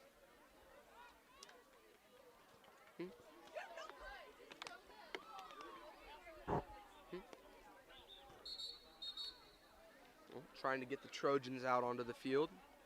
Frank Wickert out to kick for him again. Yeah, but I am going to say this one point, the golf course on pretty much any given day when it's nice outside is a lot more busier than tennis courts. Yeah, because all the old dudes go to the golf course. There's been No a lot offense of to old men everywhere. golf course gets kind of wild though. I've been looking for an opportunity to sneak in like the Trojan horse reference all night, and I just seem to be unable to do that. I've just been trying to think of ways to do it, and it's just not flowing right now. Not happening. So I just gonna straight up say it. It's not even doesn't have anything to do with anything. Just had to say that. Oh, Frank short Wickert, kick. short pooch kick. Smart decision to just get on the ground there. Who was that? Number 12? I actually have no clue who I that have is. absolutely no idea. And we don't have a roster on us, so unfortunate. Let's see. Bailey Reed, Oh, a sophomore Bailey. for the Swathers. Bailey Reed. Oh yeah, The Bailey. new I know kid. him. Well, last year. Last year's new kid. It's tough. Some of these kids I'm yet to see this school year. So Yeah. I mean, The hybrid schedule. hybrid schedule. I understand why we got to do it, but I never see Jackson at all. Eilert being the gun, Nick to his left. Read option pass. Eilert pulls it down for a second. He escapes one tackle, almost escapes a second tackle, but does not, and will be pulled down for a loss of. Maybe like. The ref just keeps walking Wow, backwards. That's Like like. a loss of 12. Yeah. That's tough. So yeah, like 2nd and 22 for the Swathers now. Not the way I envision the second half starting. Not quite second in forever, but definitely approaching second in Yeah. a country mile, I would say. Reinhardt on the pistol, trips left. He looks left, throws it over the middle, but behind Brady Cox. I think that's one of the first passes they've thrown, other than either a screen or a jump ball to either Schilling or Bollinger on the outside. Yeah, they've avoided the middle of the field thus far in the game. I think it was a good quick slant run by Brady. He had a couple steps on the guy, and if you get Brady into open space, that's very dangerous. Welcome sight for your team, not for the opposing team. Brady Cox motions over to the right side. Snap is fumbled by Ryan Eilert, and looks like he's just going to run with it. Yeah. smart And decision. we'll get to the original marker. So we'll bring it up around 4th and 9, 4th and 8. But No doubt, definitely a punting situation here for the Swathers. Not the drive that we wanted, but the drive that Hillsboro needed. I don't know. The offense is still out, and there goes the punting team. Good decision though from Eilert not to force anything. Oh, there's Bo. Try to force the ball downfield, rolling to his left. That's a recipe for disaster. Feels like he had Ben Bollinger over there, though, so you just throw that up there. But Would have been a tough throw. I mean, rolling to your right as a left-handed or to your left as a right-hander is one of the hardest throws you can make in the and there game. was a fake punt. Jake Proctor Direct snap out to Jake Proctor, and he's going to throw it away. And that'll be intentional grounding. Great play there from Trojans to not fall asleep there. And he had Colton Dillard, or no, he had Brady Cox down the field, but Trojans were not fooled, and he did not have enough time to get that ball off.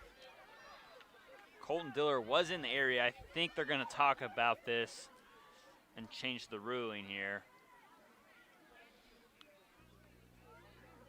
Remember, nope, they will wave it off. They said, I hear him say there was a receiver in the area, but Hillsboro crowd is complaining for reasons that I'm not aware of. I mean, they'd still have the ball either way.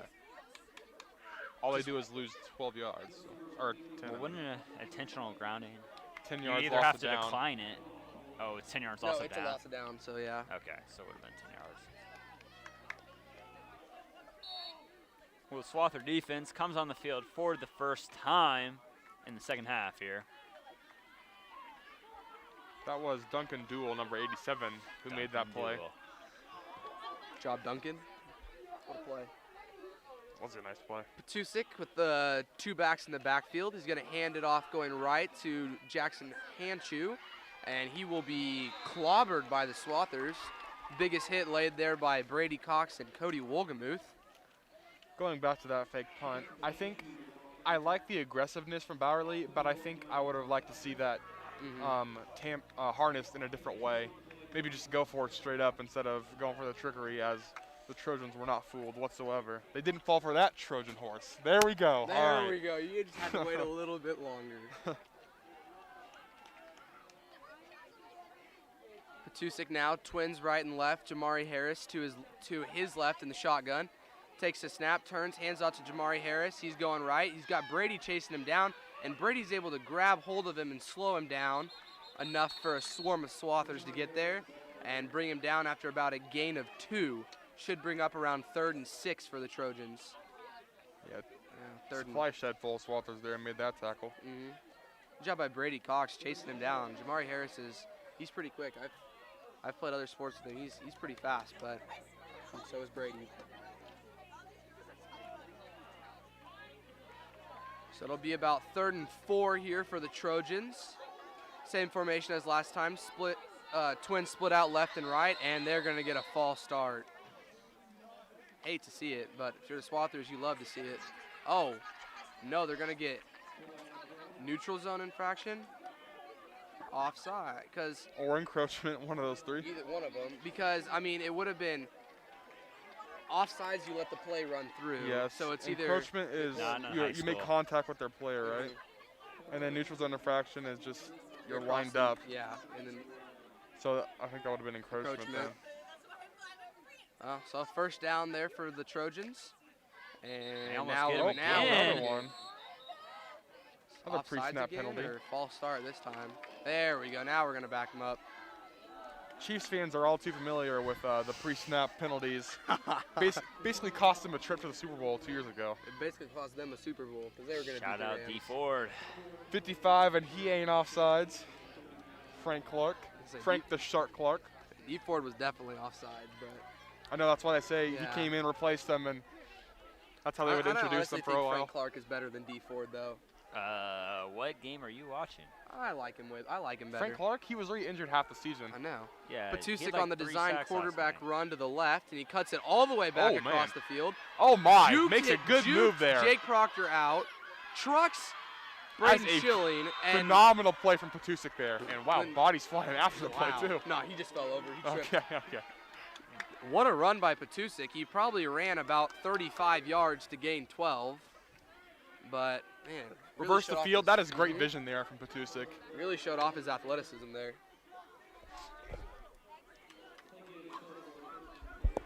You don't see that too often in high school where a player's able to reverse the whole field like that. That was a beast mode kind of run there. All the way from one side to the other. He put Jake Proctor, straight juked him out, and then threw Braden Schilling off of him and managed to pick up the first down. Jamari Harris to his right, twins left and right side of him. He's going to hand it off to Harris, and he is going to be absolutely. Oh no, he did not. Harrison out of the ball. Yeah. I was Owen trucked him, but then, Dude, Patusek took it over there and also got trucked. So Swather's defensive line with a lot of penetration were able to get both of the potential ball carriers in the backfield there.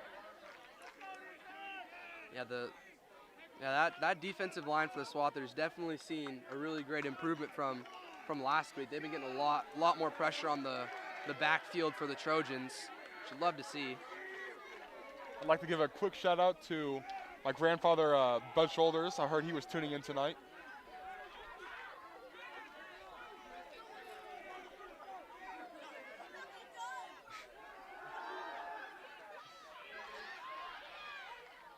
Pass is going to be complete to number 87.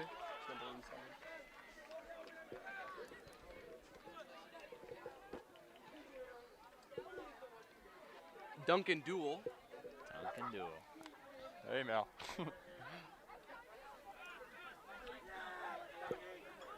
Trojans have not had as much success in the air this game as they had against Nickerson.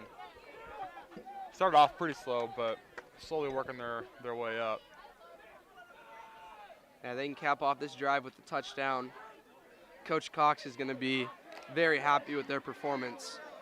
Swathers really have had no answer for them this drive.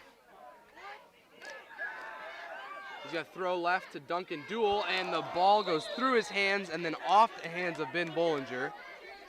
Almost an incredible catch there by Ben Bollinger, but just off his left hand. So bring up fourth and, I thought it was only third down. 4th and 3 from the 10-yard line. Interested to see what kind of play they bring out here. The last 4th down conversion for the Hillsboro in the red zone, they were able to convert it for a touchdown to Dylan Bolt. We'll see what they draw up this time. They do have Bolt out on the far side, guarded by Jaden Medina. Bolt and Honshu out left, Harris in the backfield. It's a little bit behind him. It's going to be an option left. Good He read pitches there. at Harris, and he makes a great move. Oh! And is able to get all the way down to the 2-yard line. I That thought was he a bone-crunching yeah, hit there. it was. I could hear it from here. Was that Whit Nasty on the hit? It might have been. He is pumped up right now. Yeah, he is. Even though I did not think he was going to get it there, but a couple of nifty moves by the running back Jamari Harris, and Good vision there. very good vision. Patient. Little Le'Veon Bell-esque maybe. Waiting behind his line, finding the hole, and then accelerating. Le'Veon Bell and the Steelers was very fun to watch. Le'Veon Bell and the Jets, I'm not so sure. Don't like him as much. Jamal Adams on the Jets, non-existent. On the Seahawks. Out of the shotgun, design quarterback run for Matt Patusek, and he's going to power his way down to the 1-yard line. Definitely short. Line judge was very, yeah. This is where I think you hit him with the old-fashioned Tom Brady special QB sneak at about the 1-yard line to try to drill down there. And in goes Nate Whitsitt there to play nose guard, taking out the much. 66 Nathan Whitsitt.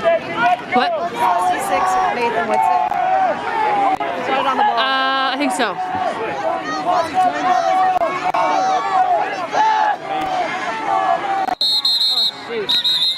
False start or offside? Offsides, that'll basically do nothing. That'll move it about. Yeah, I'll move it Half. about 10 centimeters or so.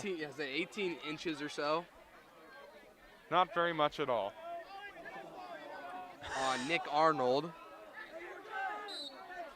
Patusek's still lined up in the shotgun here. It's not looking like they're going to go the quarterback sneak, but they do have Hanshu in front. The handoff is Jamari Harris, and he will walk into the end zone. Pretty much untouched there for the Trojans. Great touchdown. They really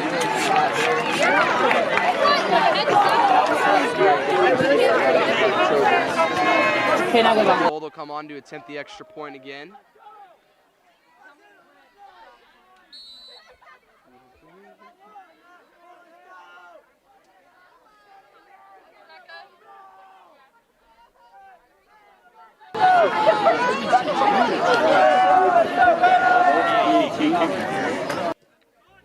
Ooh, wide left.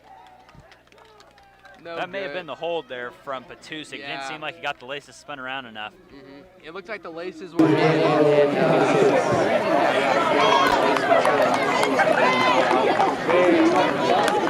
I don't know, it just like doesn't roll off your foot. Preference and just every single kicker everywhere use those laces It's out. not as There's got to be consistent, I don't something think. scientific. You would think. You're making contact with a different surface Yeah, than your like- foot would be yeah. expecting. Maybe we can get Harrison Bucktor as a guest interview. when Oh it's yeah, there. yeah. That'll be the I'll next text step him for tonight, see if he SSN. wants to be on next week. Oh yeah, okay, I'll hit him up too. See if we can fly him out to Pratt. Let's see if we can get like a Zoom thing going. We can get our booth cam back and then get Harrison Bucktor up there as well. You know, he might be busy, preparing for an NFL game, but He's a kicker. How much preparing could he possibly need? go out there and kick it. For For a real. Bears fan, obviously they need more preparing, but still, Yeah, speaking of Cody Parkey, he's gone. he might not be the right kicker to interview on that. Yeah. I don't think it matters, There's laces a in kicker or out who for hit a him. goal. Double doink all the way. Let's say if you need to interview someone on how to hit a goalpost, he'd be the one. But He got famous for wrong not reason. making a kick. Hey, we got Cairo Santos now though. Oh yeah, he's famous for hitting another doink field goal that actually went in against the Broncos. Well, if In the Bears overtime. couldn't get the doinks to fall, they might as well sign someone who can. These kicks have been Low different dribbler pretty to much every time for the Colton Trojans. Diller. Makes a move, and he'll be brought down around the 30-yard line. Well, you've seen a variety of kicks from the Trojans on the kickoff. Yeah. You've seen short pooch, you've seen end over end, you've seen a lot of different combinations out here tonight. I'm just trying to switch it up. Keep the Swathers on their toes. Not quite sure if that's intentional call. May just be a toe kicker there. Yeah, the toe kick, Nah, you never quite know what you're gonna I'm get. of the thought that he's actually a mastermind and is switching it up in order to keep the Swathers on their toes. That's my personal belief. Yeah, well, I'm giving him the benefit of the doubt. empty backfield for the Swathers. We're gonna send Brady Cox in motion. Another fumbled snap there by Eilert. Another penalty.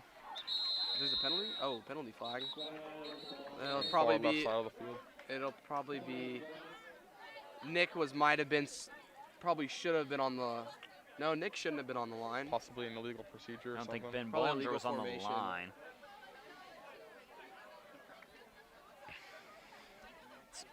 The quarterback to center connection between Whitsitt and Eilert has been struggling a little bit. Has there Yeah, been for real. a couple of fumbled snaps? Just cut them out without them asking.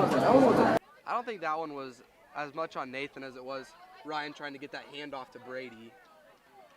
That quick transition. I think Brady came in motion a little bit too early.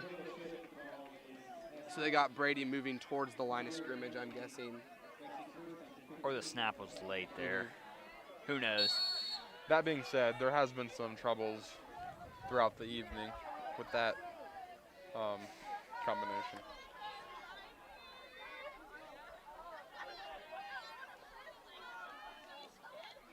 Stack trips left, one-on-one on the right. Read Ooh, option, he trips and and Ryan falls. Eilert slips. And that's tough. Loss of 1 on the play. Brings up 2nd down and 16. As we said earlier, the field is a little bit soft. I don't know if you guys viewers can see this, but there are clumps of grass being pulled from the players' cleats. That may have been just what happened to Eilert there. Back in the same shotgun. Twins left and right. Another fumbled snap.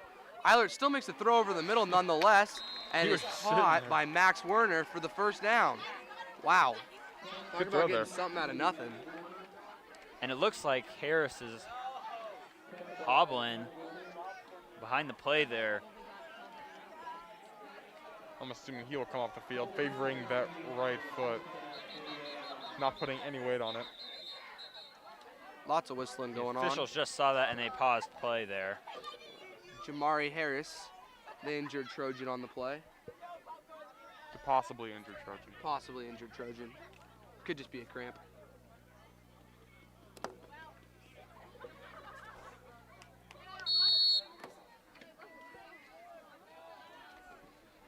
The shaking nut Trojan.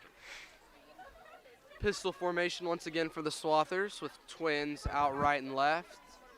Ben Bollinger and Brady left. Schilling and Werner to the right.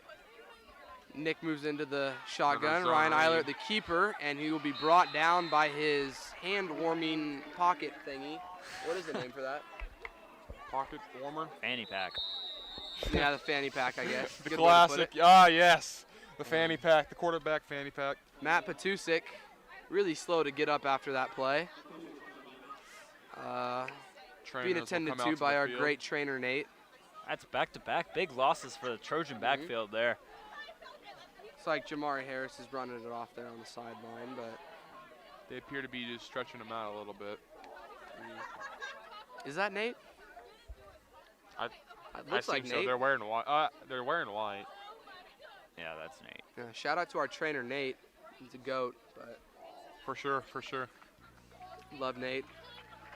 Got me out of 1Ks, so that was pretty cool. Where he taped me up in the middle of regional tennis once. Was it a good Didn't tape help job? because I still lost, but you know, it was a great tape job. Never had a better tape job in my life. Like we said last week, Nate's tape job will get you right. It will.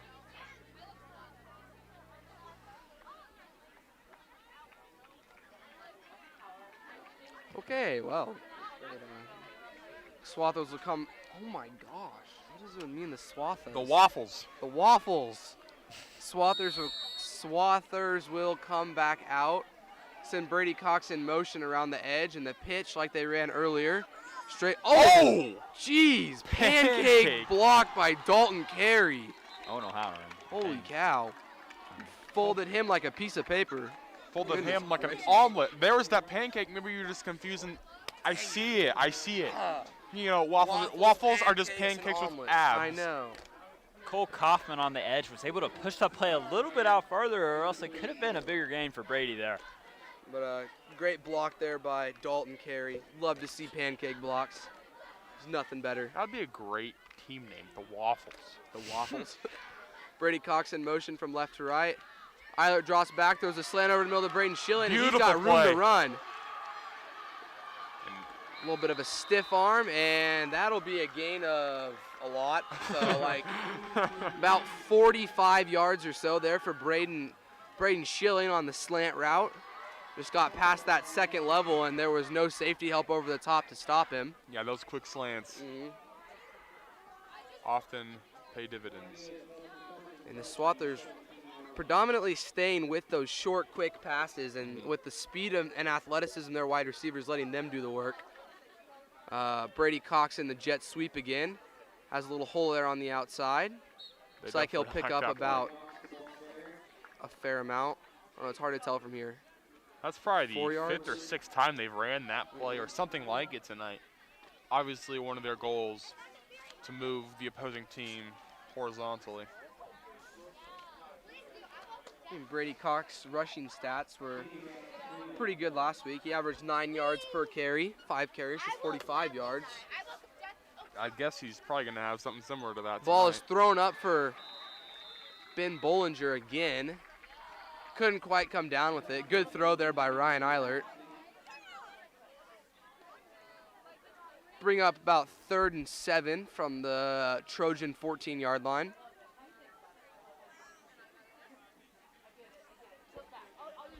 It's like Tyrone Taylor in the game at running back for the Swathers now, replacing Nick Arnold. Bollinger and Cox out left. Werner and Jake Proctor out right. Or is that Esau? Eilert takes the snap, throws over the middle, and it is over the head of... I am so sorry. I cannot see that far. Patusik back in after his dust up a little bit earlier in the possession. Was able to, what seems to be, get a hand on that ball right there. That's a really good sign if you're the Trojan fans. I don't know who the backup quarterback is. He's probably still good, but you never want to see your starter go down.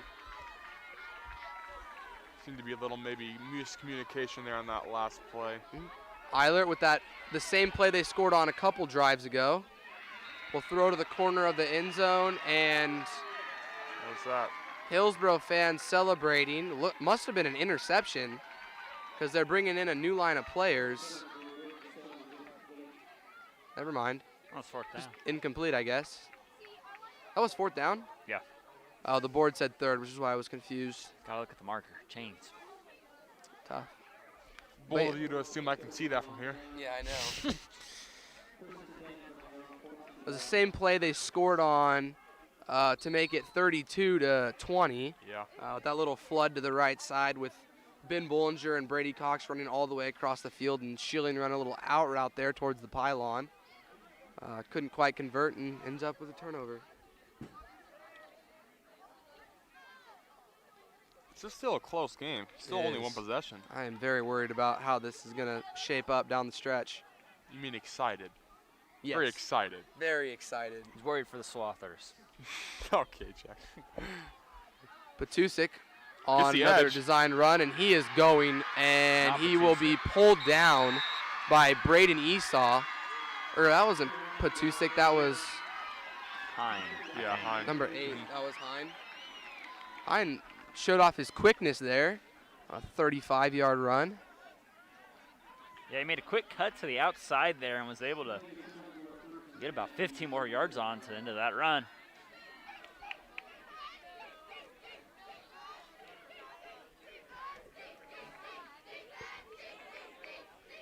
Father student section picking up the volume now. Yeah, doesn't help. You can't get too loud when your voice is always muffled. Yeah. It's tough. That's definitely played a role in the game this year for both teams. Play will be to Jamari Harris up the middle. Flag thrown at the back of Hine. It hit him actually, but most likely it's at the point of attack, so we're looking at a holding call. Another Trojan down on the field. Mm-hmm.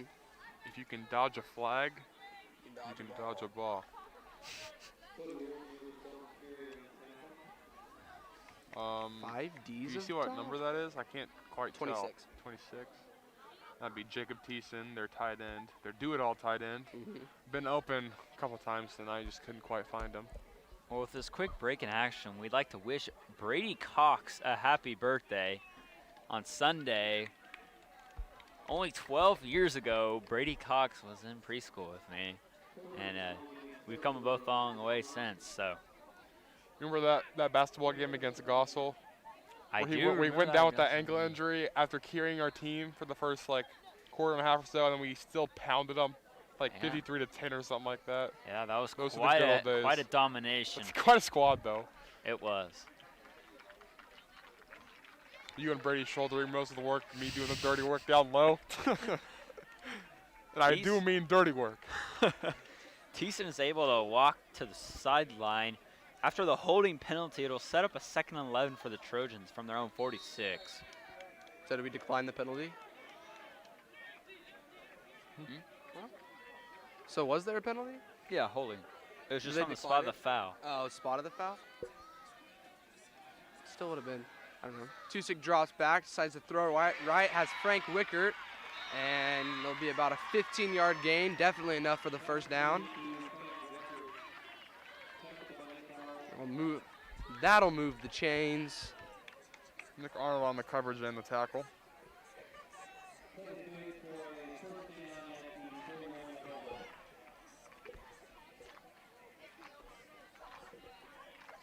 I am excited for college football to be back tomorrow, though. I have long awaited the return of that.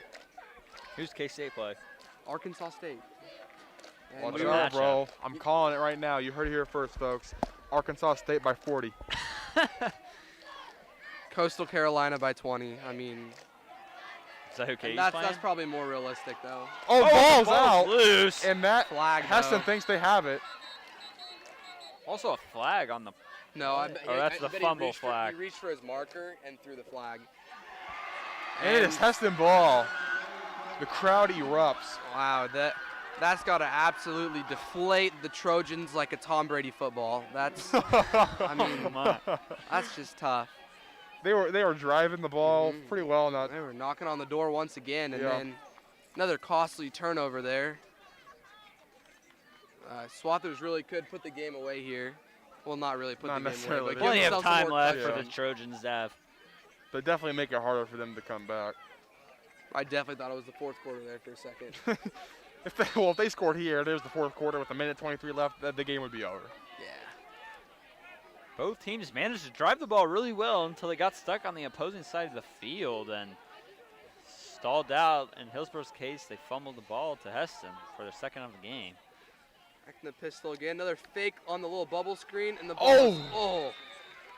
Ben would have come down with that. That was possibly 6. But Great defense there from the Trojans to recognize the fake bubble and the go, and to break that pass up there. Yeah, we called it early in the game that Bowerly was just going with these wide receiver bubble screens, and last couple times they've gone with the bubble and go. great call there by Cole. The inside scoop. Thank you, sir. Our resident Tony Romo. The handoff will go to Tyrone Taylor. He found a hole and got about, that's a good 15-yard gain there for the sophomore. His running style is somewhat remnant to the Chiefs' Clyde Edwards-Alaire. A little shorter, but definitely has some explosiveness. Like an analyst said, short but not small.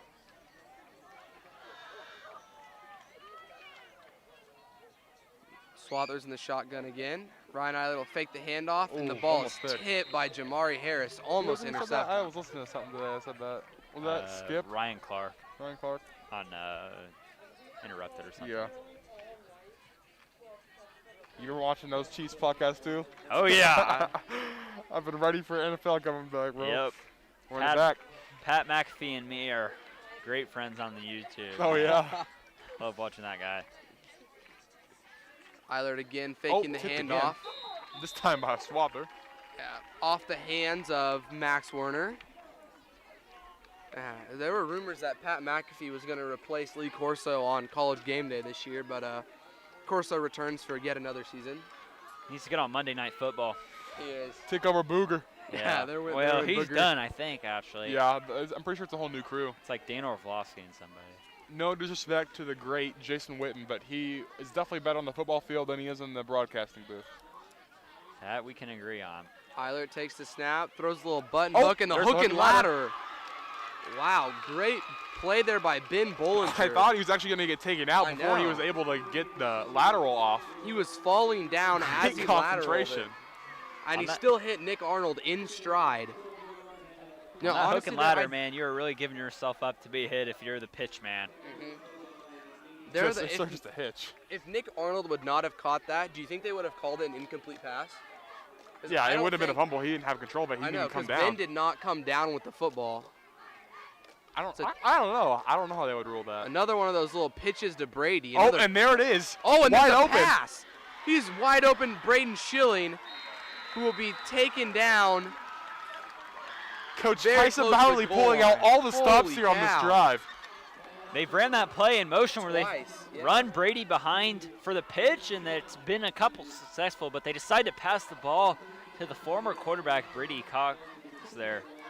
It makes sense for them to run that play. I mean, he's played a little bit in high school when injuries have arisen. Played in middle school. I saw absolutely none of that and play. Ryan Eiler will go up the middle and punch it in there. Second rushing touchdown of the night. That was a pretty, I don't know. That was a pretty climatic drive there for the Swathers, but I don't know.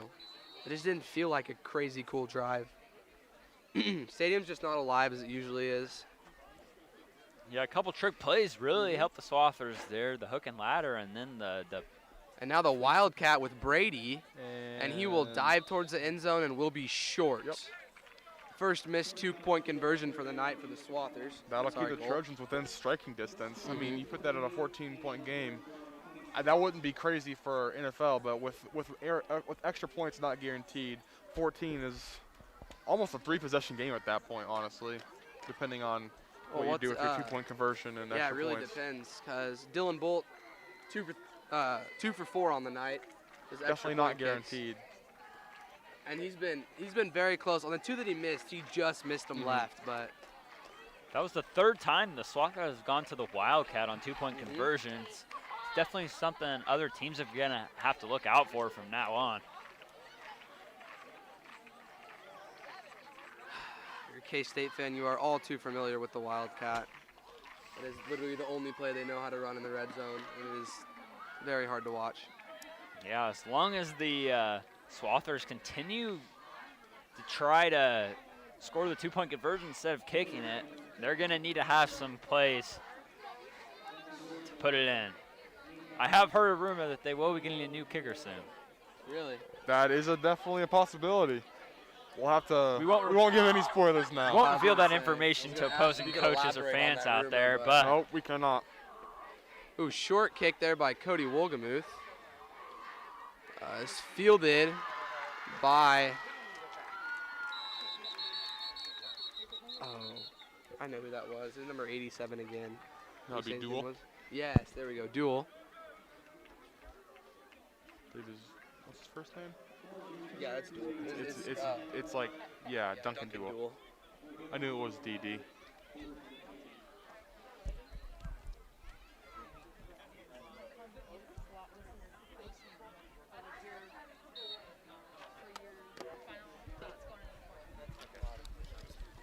Cole, Mackenzie Under wanted me to tell you that it's okay. She cares about tennis too.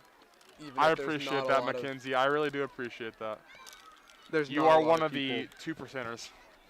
2%ers is a high percent for tennis fans out there. Oh, a little cutback there by Matt Patusik, and then just bouncing off of Braden Schilling's tackle. Get him a gain of about 20 yards. Currently, Mr. Stoppel is showing us the footage of two of the cross-country seniors, one of which may or may not be me, who took a swim today in the ditch next to King Park to get out of their sprints. Because I respect it. I know, I you respect really it. want to Classic watch. punishment for the disc golfers here in Hesston. Something they may know all too well. You want to check that out. See it on Neely Johnston's Twitter, but that was definitely worth it. Well, at the end of the third quarter, we'd just like to remind you that the Little Cheer Camp video is not going to be shown tonight. It'll be shown 2 Fridays from now during halftime of the homecoming game. And we should like make a quick another shout out to the Power Club. The Swather Power Club supports all Hesston High School activities and athletics. Did you know that the Swather Power Club is the one and only Hesston High School booster club, and that anyone who signs up to be a member automatically enters the student of their choice to win one of 2 $1,000 college scholarships? Right now, you can join Swather Power Club for free. Look for it on the Swather Power Club at the Hesston High School website or visit them on Facebook. That's pretty wild, honestly. Just, hey, you join this? Yeah, it could be $1,000. Yep. Well, now we're going to have final thoughts going into the fourth quarter from each of our announcers. Lucas, why don't you go ahead and start here? I honestly think that it's all, this game is still in Hillsboro's hands. They could honestly come back. It's a very real possibility. And if they're going to do that, they got to get some defensive stops and put together some drives on offense, and they have to finish their drives.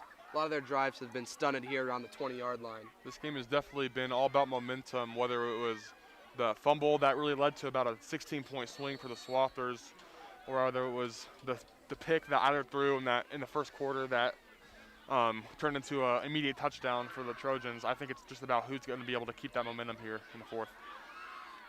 Yeah. Patusik currently, he rolls right, Definitely throws the deep, and Trojans it is have definitely caught. had the ability to make the big play at times, and there's one of those. Did not see anything.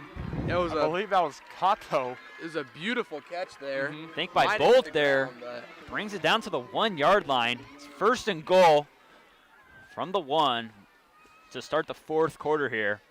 Jeez. Yeah, this game is definitely not out of reach for the Trojans quite yet. Yeah, down 12. If Hillsboro can punch this in and convert the PAT, they would only be down 5.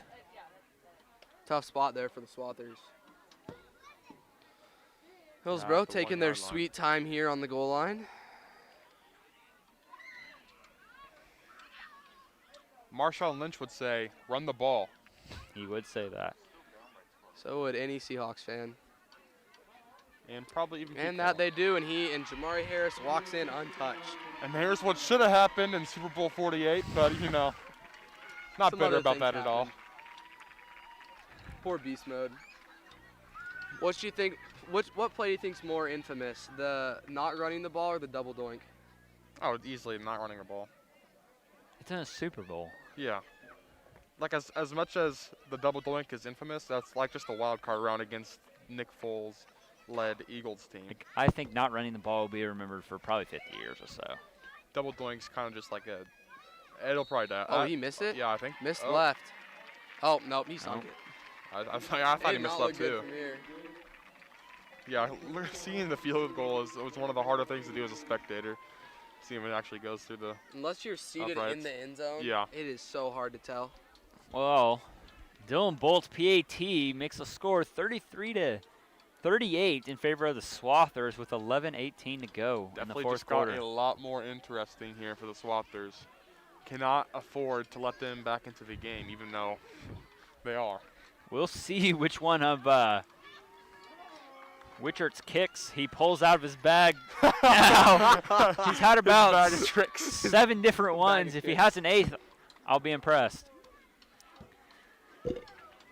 What kind of kick are you expecting here? I mean, we've seen. I'm thinking he's gonna go with another short one, personally. Dude, I think he's gonna have one that's just like straight line drive and it's gonna hit. Yeah, someone. I was thinking a pretty solid. Or short he's kick. gonna surprise us all and kick it out of the end zone. That would be. That's my wild. dark horse. I think it's a fairly safe bet. Probably a little not- wild, but yeah. okay. I would not be surprised if they try to go for a little pooch kick here, though. Mhm. In all seriousness. Yeah, to get the momentum back to start the fourth quarter after a big play. Hit him with a little Saints onside kick, surprise out of nowhere, or the classic Pat McAfee, as you were Yeah, saying as we earlier. were speaking of him. I do like Pat McAfee.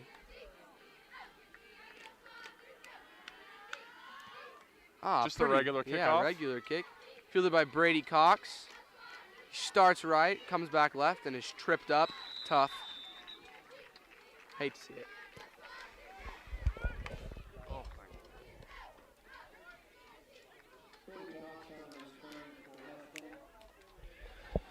Well, after that kickoff return, it sets up a 1st and 10 from their own 35. Hesston looking to punch in another touchdown to increase their score to 2 possessions here. Yeah, I think that's pretty necessary for them to do here. You're the Otherwise, you're looking at Yeah. a back and forth battle here in the fourth quarter. You run up the middle to Nick Arnold. If you're the Swathers You here, see you that? really have No. 2 goals on this drive. Just- One, of course, is to score, but the other one is to take as much time as possible in doing so. I just You really don't want to let Hillsboro stick around in this game. for sure.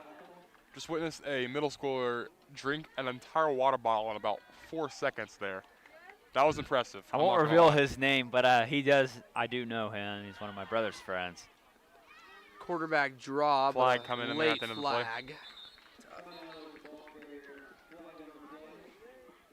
Yeah, he gulped that. That was gone, bro. Looks like it'll be on the offense there. Ooh, break point.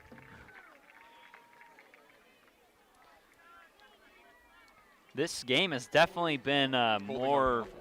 flagged than the game against Haven last Friday. Mhm. A little sloppier for both teams here. Which is surprising. You'd think in the first game there'd be more than the second game. Yeah, maybe not even sloppier, just a little bit tighter called. Yeah. Well, that penalty sets up a 2nd and 15 on their own 30 for the Swathers. Ryan drops back, has a lot of pressure, manages to get the pass off Another They to flag. think it's roughing the passer. Warner, who will get back to the sticks in a little bit more. We'll see what the refs signal here. That was like, that looked like another play out of the Chiefs playbook. The old fake screen, screen.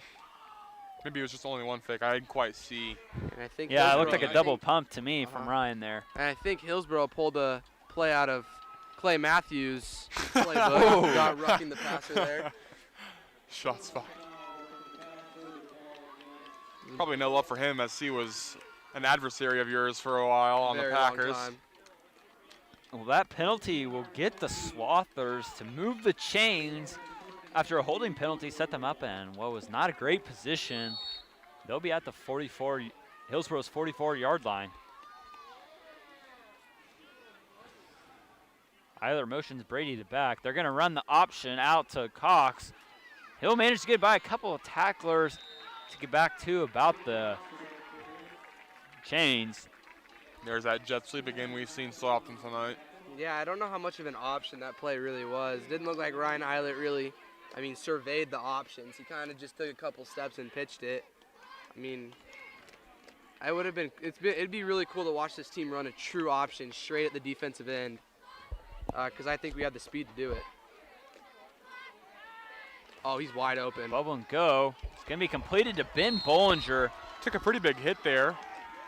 for the first down. It'll Frank move the Wickard. chains to about the 32-yard line of Hillsboro's.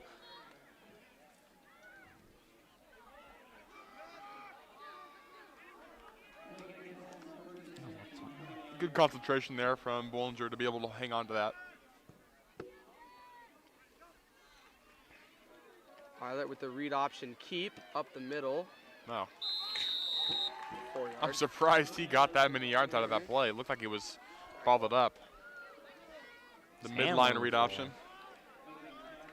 Gains about 5. Set up a 2nd and 5 there. 2nd and 4. Wow, 6 yards. That's impressive. That is impressive. Looked like there was nothing there, man. To have a quarterback that elusive where he can be hit at what's basically the line of scrimmage and still getting 6 yards is quite an advantage for the Swathers. Big hard count there That from was Eilert.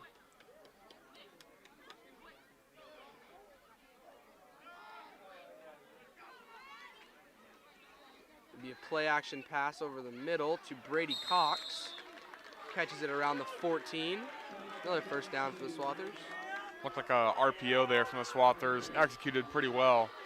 He got drilled as he threw it and still made a really nice pass. That's a good job to hang in there, take a hit, and still make that pass. Yeah, Eilert was reading the defensive end there, number 54, Austin Rimple, and he bid on the pass, or bid on the run, so threw it. Oh, Another one in the dirt, and it was dribbler. kicked by Nick Arnold.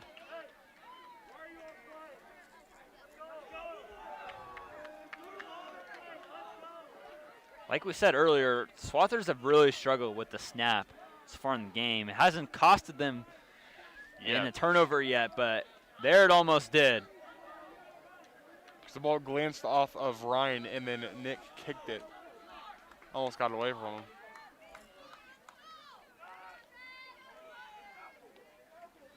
Swing pass. Oh, breaks a couple tackles. And Arnold will push his way to outside. Looks like he got a first down there at about the 3. It's a nice blocking job by the wide receivers out there. Just sheer determination there from space. Nick to be able to get that first down. Looked like there was not a lot there, and he was able to move the sticks.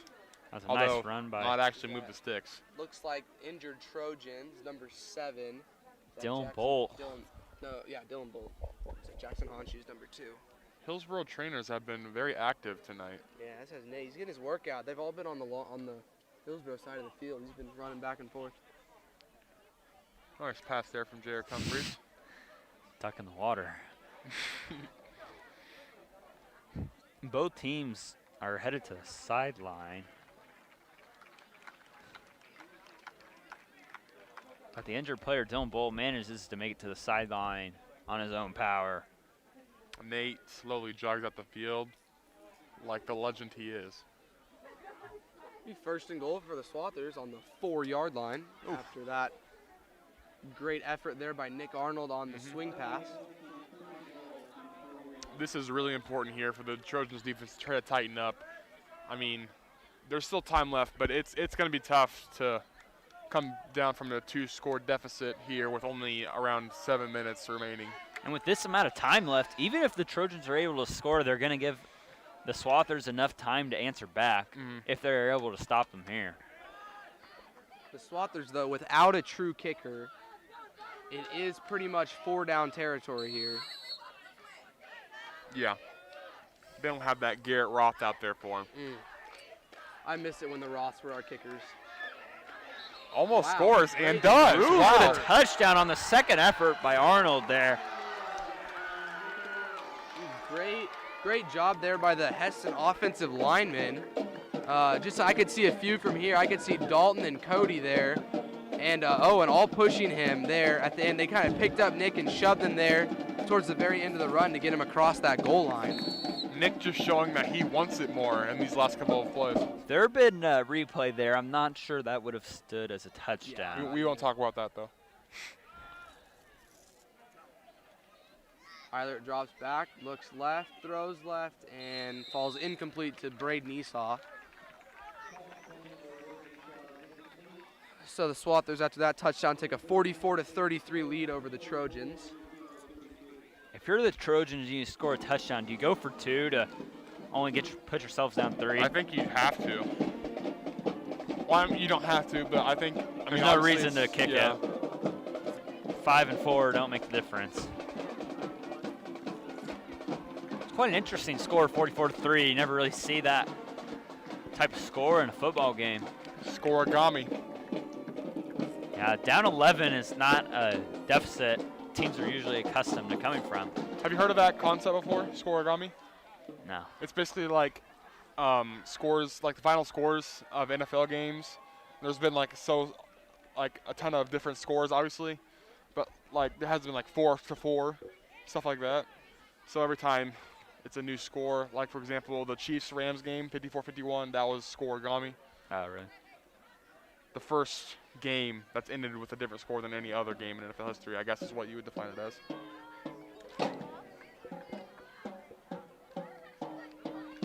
Wasn't that the highest scoring game in Monday Night Football history?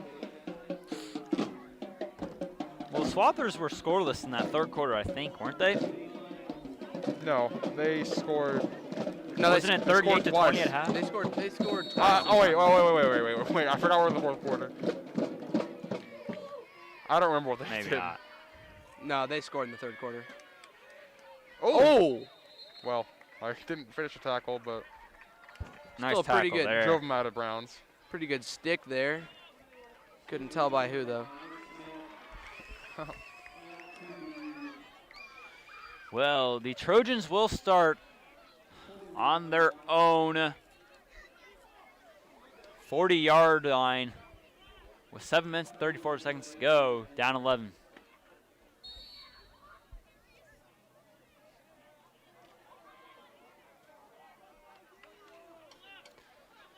Get it back in here.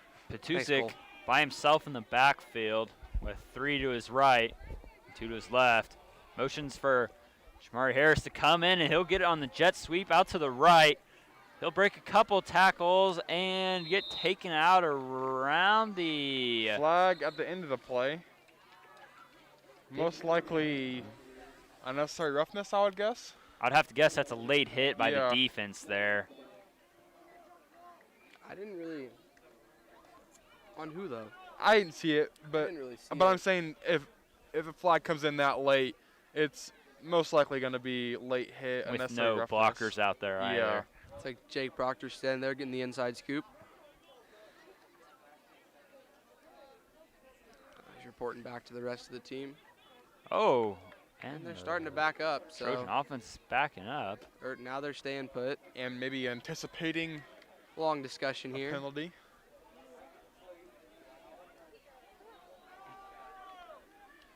McCrew is spending quite a long time discussing this, making sure they get it right. This is a big call. See what it is. Line judges now talking to And they're gonna Coach come T-Bow about it. back to And now we're convene. back together again. Maybe a little confusion amongst the referees here. Oh, that ain't no 6 feet. Tough. Barley is wondering what's going on too now, wandering onto the field. These pauses in games really never help either team. It's a rhythm breaker. Yeah, a rhythm breaker, stopping momentum for both teams. They're gonna adjust the flag's placement. And that is what they call a dead ball personal Hit foul. against the offense will put them back 15 yards. Or maybe just 10 here from the spot of the foul. No, 15. That'll put them back at the 31-yard line. Looking at first and about 20 here. So that must have been a spot foul. So they gained about 5 and then lost 15. Must have been. Tough. Oh, yep, that's exactly what it was. First down, though. Patusik fakes the handoff, looks left, throws that way. The ball is caught there by Dylan Bolt and spins into the tackle by Ben Bollinger. The quick out game was something that was definitely successful for the Haven Wildcats last week against the Swathers. Definitely. One of their most ran plays, I guess. And Hillsboro continues to maybe use that film knowledge to their advantage there. Yeah.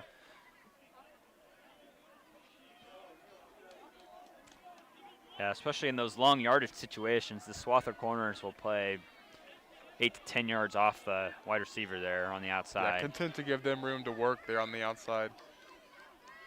Empty backfield, though, for Patusik. He takes the snap, looks left, is on an unload one deep for Dylan Bolt. Dylan Bolt caught, makes the catch. and he will score. Wow. Patusik took quite a hit on that play.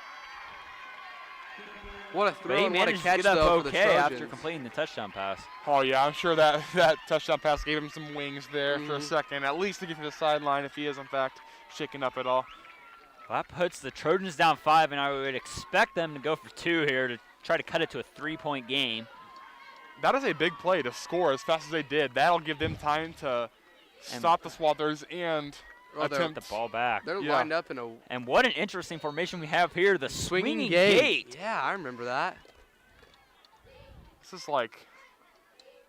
We had one of those plays in our... And they're going to call a timeout to think it over. We've seen a few plays like this in the NFL, at least. We had Pat McAfee again. His name just keeps coming up. One of the most infamous plays in NFL history, probably the worst play, arguably, in NFL history. We also had that Dolphins play this year against the Eagles, where the kicker actually threw a touchdown pass to the punter. Yeah, that was a good play. Something that's never happened before. In that formation, they had Patusik and Jamari Harris, probably their 2 best open field athletes on by the center, and it's just them 3, and the other 8 players were Dylan Bolt was behind the on the gate. left. You get a sense of how important this 2-point conversion actually is by that call.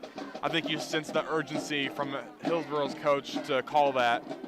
They know they pretty much need to get this here to make this game more manageable. Yeah, having the ability to be able to kick the field goal with a kicker who can put it one in from a little bit out is a big help to the Trojans. Looks if like they get they'll in just that. set up in a He's regular got a play pretty clock good leg. situation. Pretty much all of his extra points have ended at the top of the uprights. So I would not. He could at least kick. He's been kicking high, not out, though. They haven't landed that far back. Say he can kick at least. I mean, he could probably make a 30-yarder. Not 30, maybe like 25-yarder. 30. Yeah, close to 30. It's going to be a swing pass to Jamari Harris. Won't matter. It's going to be short. That's big for the Swathers. Took the timeout and only ran a screen pass. That's it. Yeah, Hillsboro's coach did not like the look that the Swathers were giving him out of the swinging gate, but didn't help them at all to use that timeout. They're still down 5, so with 6 minutes and 30 seconds left, Hesston will be receiving the kickoff. I have to think Wickert's going to pull one out of his bag and try to get this ball back to the Trojans here. Well, you never quite know because he'd line up the same for an onside as he would for a regular kick. I think that how the Swathers defense handled that play was a testimony to their discipline that has been instilled in them from the coaches and the coaching staff of the Swathers, not being fazed by that interesting formation of the Trojans and really being on their toes, ready for anything. That was a heck of an observation, Cole. I liked all of the words you used. That was pretty great. Thank you.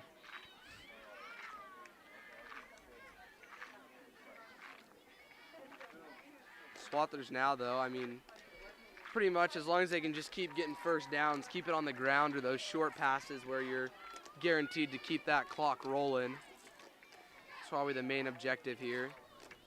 And you saw Nick having some success in that last drive with the run. I would not be surprised if they would try to lean on him a little more on this next drive, try to run some clock off, well, try to run some time off the clock. Hillsboro's lined up in the middle of the field. We'll see what happens here. I bet Think they'll they'll break. try Maybe an interesting onside kick here, or they'll That'd break. spread out. I think they're going to try the old bull rush. Just sit all over them right up the middle. That would be a quite interesting It looks play like there. 5 on each side. They might be trying something here. Yeah, it looks like if they'd go to the right side. They'd push one. That's Yeah, what they're going there to it is. do, And and that it's is right. immediately shot. Not a good, not a good stroke of luck there for the Trojans. But hey, good grab there by the sophomore Bailey once again. Mm-hmm. Second time tonight. Showed up actually a couple times tonight, making some heads-up plays. No. Great job to not panic, just to fall down on that ball and give the Swathers a chance to get this drive going.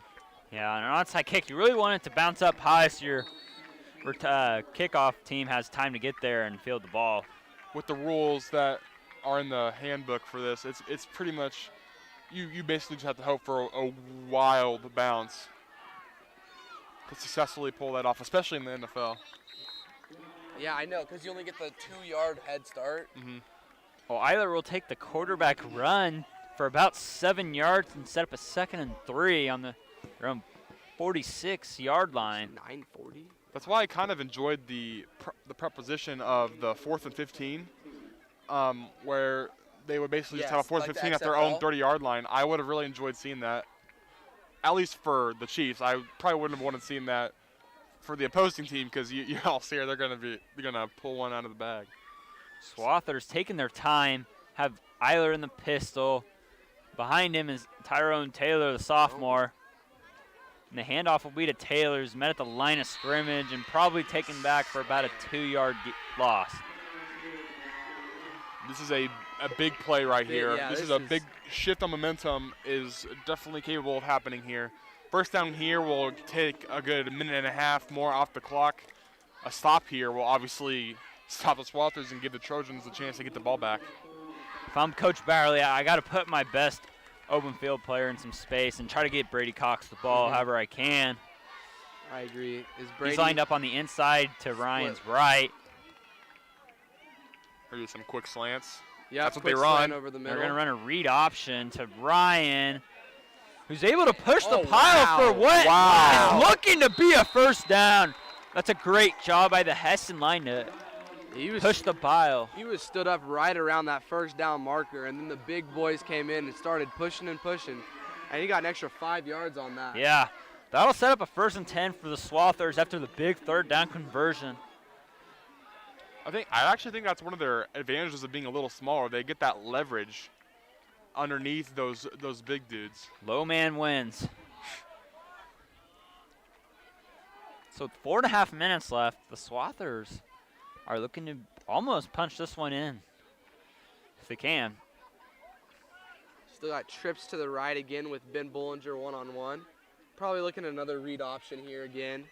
That's a matchup that's really gone well for the Swathers here tonight. Yeah, another design quarterback run for Eilert around the edge. For about another 7-yard scamper there. The Trojans really need to look to force the issue here and start bringing some more blitzes. Yeah, or so you got to sell going on the for run the strip here. fumble here. Exactly. Got to get aggressive here. Exactly.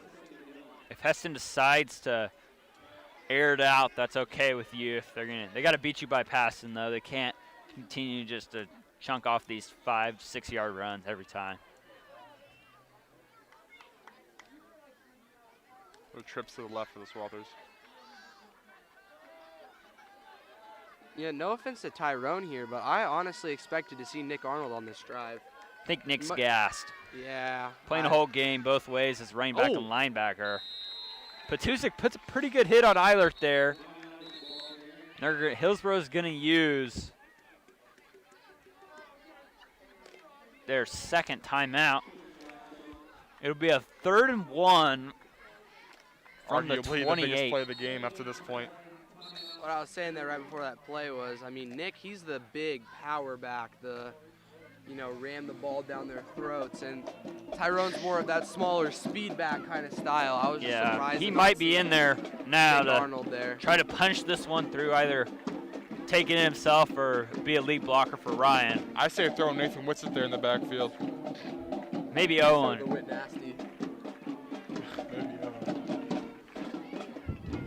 Trojans taking a timeout, trying to preserve some of that time left on the clock. If the Trojans want to get the stop here, they're definitely going to have to take away the quarterback sneak. I was just about to say that, Jackson. Obviously, this is a very important play. Ryan Eilert averaging over 3 yards per quarterback sneak that he has run. Which would be more than enough to get this 1st down here. And if they get it down here, Hillsboro is going to have probably less than a minute and a half when they get the ball back. If they can. If they get the ball back. Yeah, and if they get the ball back at that point, they're probably going to be down 2 possessions. Unless they can- stop them after they get the first down, if they get the first down. Eilert yeah. is under center. Look for that QB sneak Oh, here. yeah, they're filling the gaps there. You try to get him to jump first. They'll go for the hard count. And there's the timeout. Hesston's going to use their timeout. Didn't like what they saw there. They had that. Had the defensive line on their toes, expecting the quarterback sneak, but they were unable to get him off with the hard count there. Yeah, I say honestly though, if I'm Mr. Bowerly or the Swathers, I'm not too angry with that. Yeah. I mean, you went for it. You had that opportunity. You drew those linebackers close to the line of scrimmage, and then you went for the hard count. So honestly, that's still a good play design, even though it wasn't meant to be a play. They had the big man, Jared Jansen, 6'6", 268 pounds up there clogging the hole. That'll scare you as the offensive coordinator. Close to. Well, after 2 timeouts, the Swathers will be taking the field here to try to convert what appears to be the biggest play of the game thus far. Eilert's lined up in the pistol with Taylor behind him. Has his 3 wide receivers to the left. That Ben Bollinger. And Ben Bollinger isolated on the right side. Braden Schilling's on the right. Braden Schilling. If the Swathers do end up scoring on this drive, pretty much the only hope for the Trojans is to score basically immediately on their next possession. Brady looking over towards Ryan. Read option. And they will get way. Oh! And he absolutely runs over a Trojan. Ramrodded that guy. Wow. Ow. That Dylan Bolt in the middle that tried to fill Dylan that Bolt has gap quite and had a just game got on crushed. offense, but Eilert is able to pick that one up. Tyler met him and ran him over. And a nice, fortunate circumstance for the Swathers. They do have room to get another first down at about the 3-yard line if they choose to. Let that clock just keep on ticking. A great, powerful run there by Ryan Eilert. Very impressed by that one on the quarterback keeper. Definitely one of the plays of the games. One of the plays of the game. Still got those trips stacked left with Tyrone Taylor as the only back in the backfield. Another Eilert miss, fumbles the fumbled snap. Eilert's managed to escape and will get to And the back still to the get yard. 4 yards. 3 yards. Looked like he trucked another dude. He is a powerful runner. Yeah. He rolls with his head down.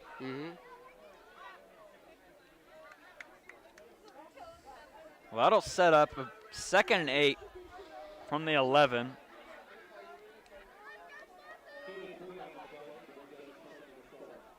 If he wasn't such a hard-nosed person, you might not like to see him doing that. But since he is so tough, That's I just the think, way- yeah, that's just the way he plays. Still got that Continue same to let the trips clock left. run down. Looks like they're gonna run that same play that they were gonna run before the play got busted. He's got that same formation. Yep. Now we got the design quarterback run, and he's gonna be stuffed. Hillsboro is going to use their final timeout here to stop the clock at 1:43. That's tough. They're not going to have hardly any time at all All right. if they get the ball back. I want you guys to put yourself in T-Bow's shoes. What kind of play are you looking to run here? I'm literally just going to run it straight up the middle. Yep. I mean, you're in 4-down territory no matter what. So, Might as well worst make case it easy. scenario, you give them the ball back with about 50 seconds left, having to climb the length of the field, and you put 3 safeties back and you say, beat us in front. I don't think you try to do anything too special here. I think you just hand it off to Nick right up the middle, run those 40 seconds off the clock, and then obviously you can go for the kill shot, go for a touchdown, maybe isolate Bollinger on the left or right side. That's worked pretty well tonight for them. The last thing you want to do, though, is like try to work a jet sweep or something across the field and get yourself pushed out of bounds. Yeah, and that's another thing you have to take account for. Keeping it in the middle of the field. I try to keep the ball in Eilert's hand. The less handoffs, the better. Yeah, they've had some trouble with the snaps and handling that, so definitely I would say maybe just take it under center, just like maybe a single back, and just right up the gut. Yeah, the worst thing you can do is turn the ball over here. because that would not take any time off the clock, and it would give them the ball back, obviously.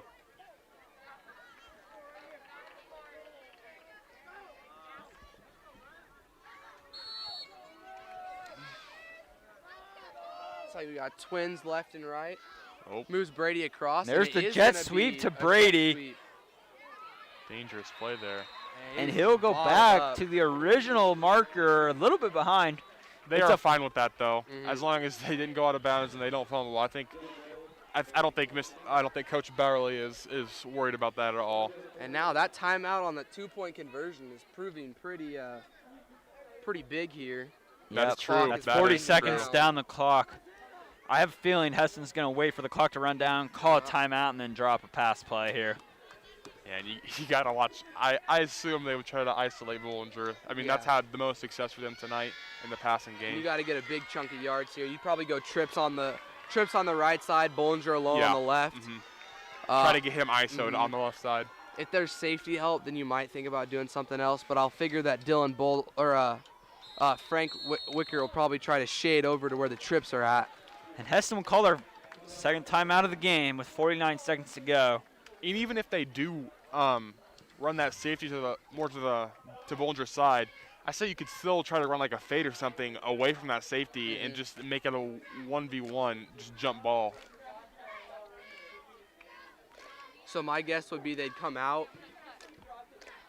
I'm sorry, I have the hiccups again. At this point in the game, do you trust your defensive secondary to make a play, or do you bring a blitz at Eilert, who's been relatively unpressured on I know. his dropbacks thus far? That's another thing to take account for. I mean, if they come out in trips with Bollinger on the isolated, I don't know if you can really afford to, because that's going to leave someone open if they send a big blitz. Well, see, that's the thing, though. If they blitz, though, if you're already going ISO bin, you only have one. That If you're could a actually quarterback, work because of the trips. You're going to have to diagnose who's Yeah. actually guarding who. You only when going through Ryan's head there, your only thing is if the play has been ISO, your only thought is I'm throwing it to Ben.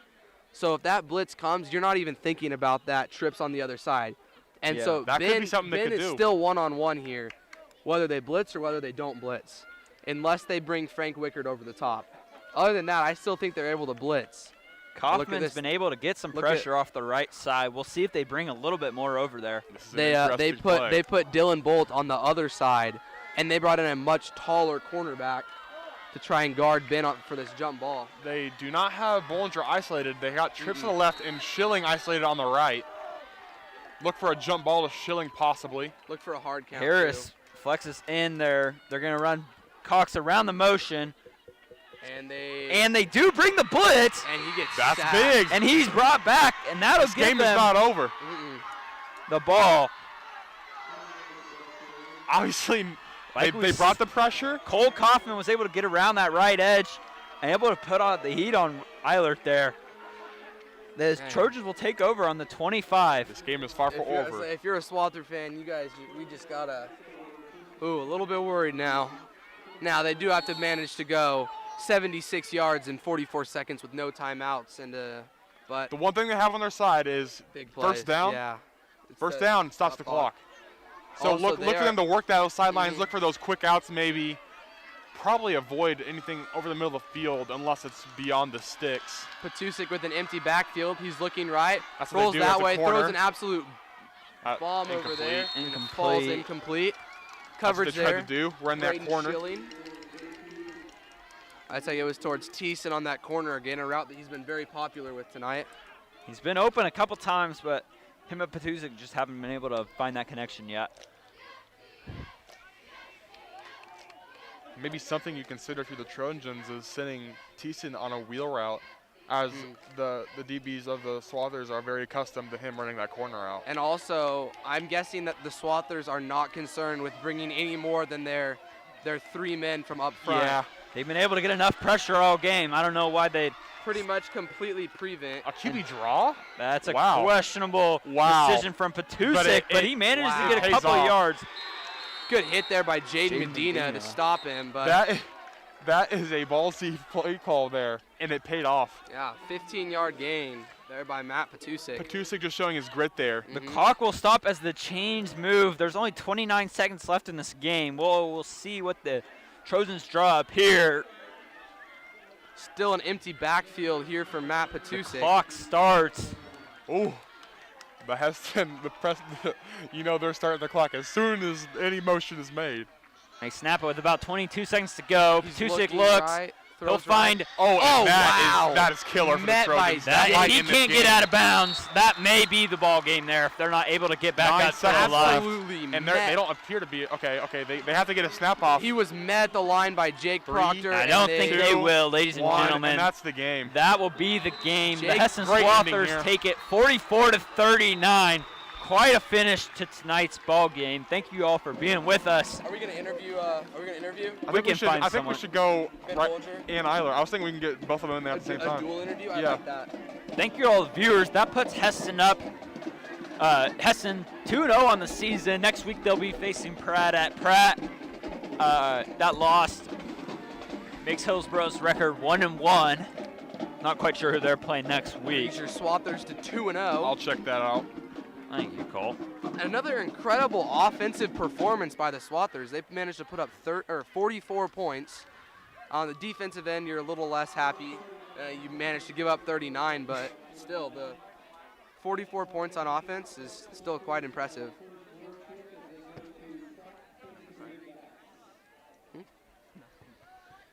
I think we'll have Ben Bollinger and Ryan Eiler for our post-game interviews, so make sure to stick around for that. Always stick around for the post-game interviews. Never know what the players are going to say after a hard-fought game like that. Hillsboro will be playing the 0-2 Smoky Valley Vikings next week at home. Nice. Who do we play on homecoming, Cole?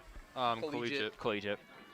We'll be joining you. We might be Oh, joining my. you next Friday night at Pratt. Don't know yet. Smoky lost kinda up in the to air, but- Haven 30-0 tonight. Wow. That's tough. Smoky Valley has had quite a fall from their In their team. first game, they lost to Halstead 0-46. Oh. Obviously not the start they were looking for. Do we play Halstead at home this season? I would, don't know. I would think so. It's a different district, though, so who knows?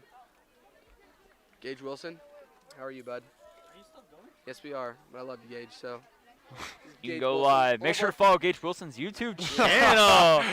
Make sure Gage to Wilson is subscribe. one of our fearless cameramen, putting himself on the front line there to get some good shots. I think we're gonna go off for now, and then we'll be back Yep. on for the. Yeah. We will be interview. back on We'll when hop they're on here in done a few meeting for minutes. the interview.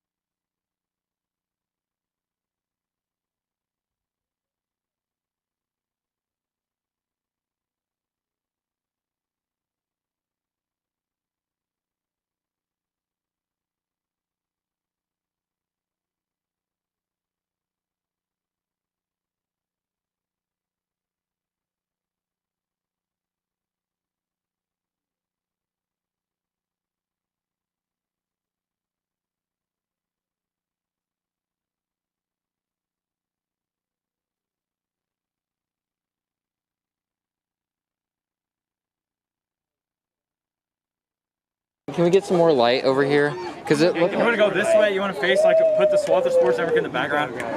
Oh yeah, they Your could. left. Your left. Your left. Okay, Is the awesome. mic on? Yeah, and so is that one. All right, we are here with Ben Bollinger after Hesston Swather win over the Hillsboro Trojans. First and foremost, what were some thoughts going through your head when you mossed that dude here on that sideline? You know, just trust my keys. You know, a lot of guys. I shout out to Jan Medina because, you know, every single day he's pushing me to be a better receiver and I'm pushing me to be a better corner. So just having plays like that, and having one-on-one balls, like that's what I want to be. I just want to go get him. You know, so just going through my head. So, Ben, on that one possession at the end of the first half where you and Ryan connected for about 4 passes and pretty much drove the Swather offense down the field by yourself, what is that chemistry to have with your quarterback? I just told Ryan, I said, Ryan, you throw me the ball, I got you. I'll got you. And he said, okay, let's do it. And I said, let's do it. And then boom, we did it. Quite the answer there.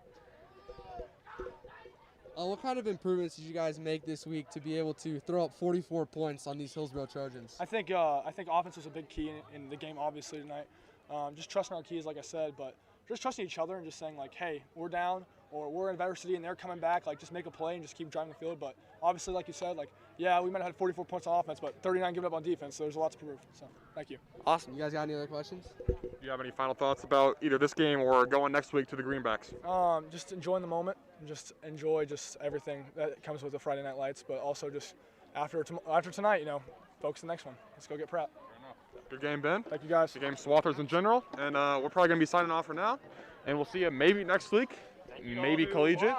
We don't know.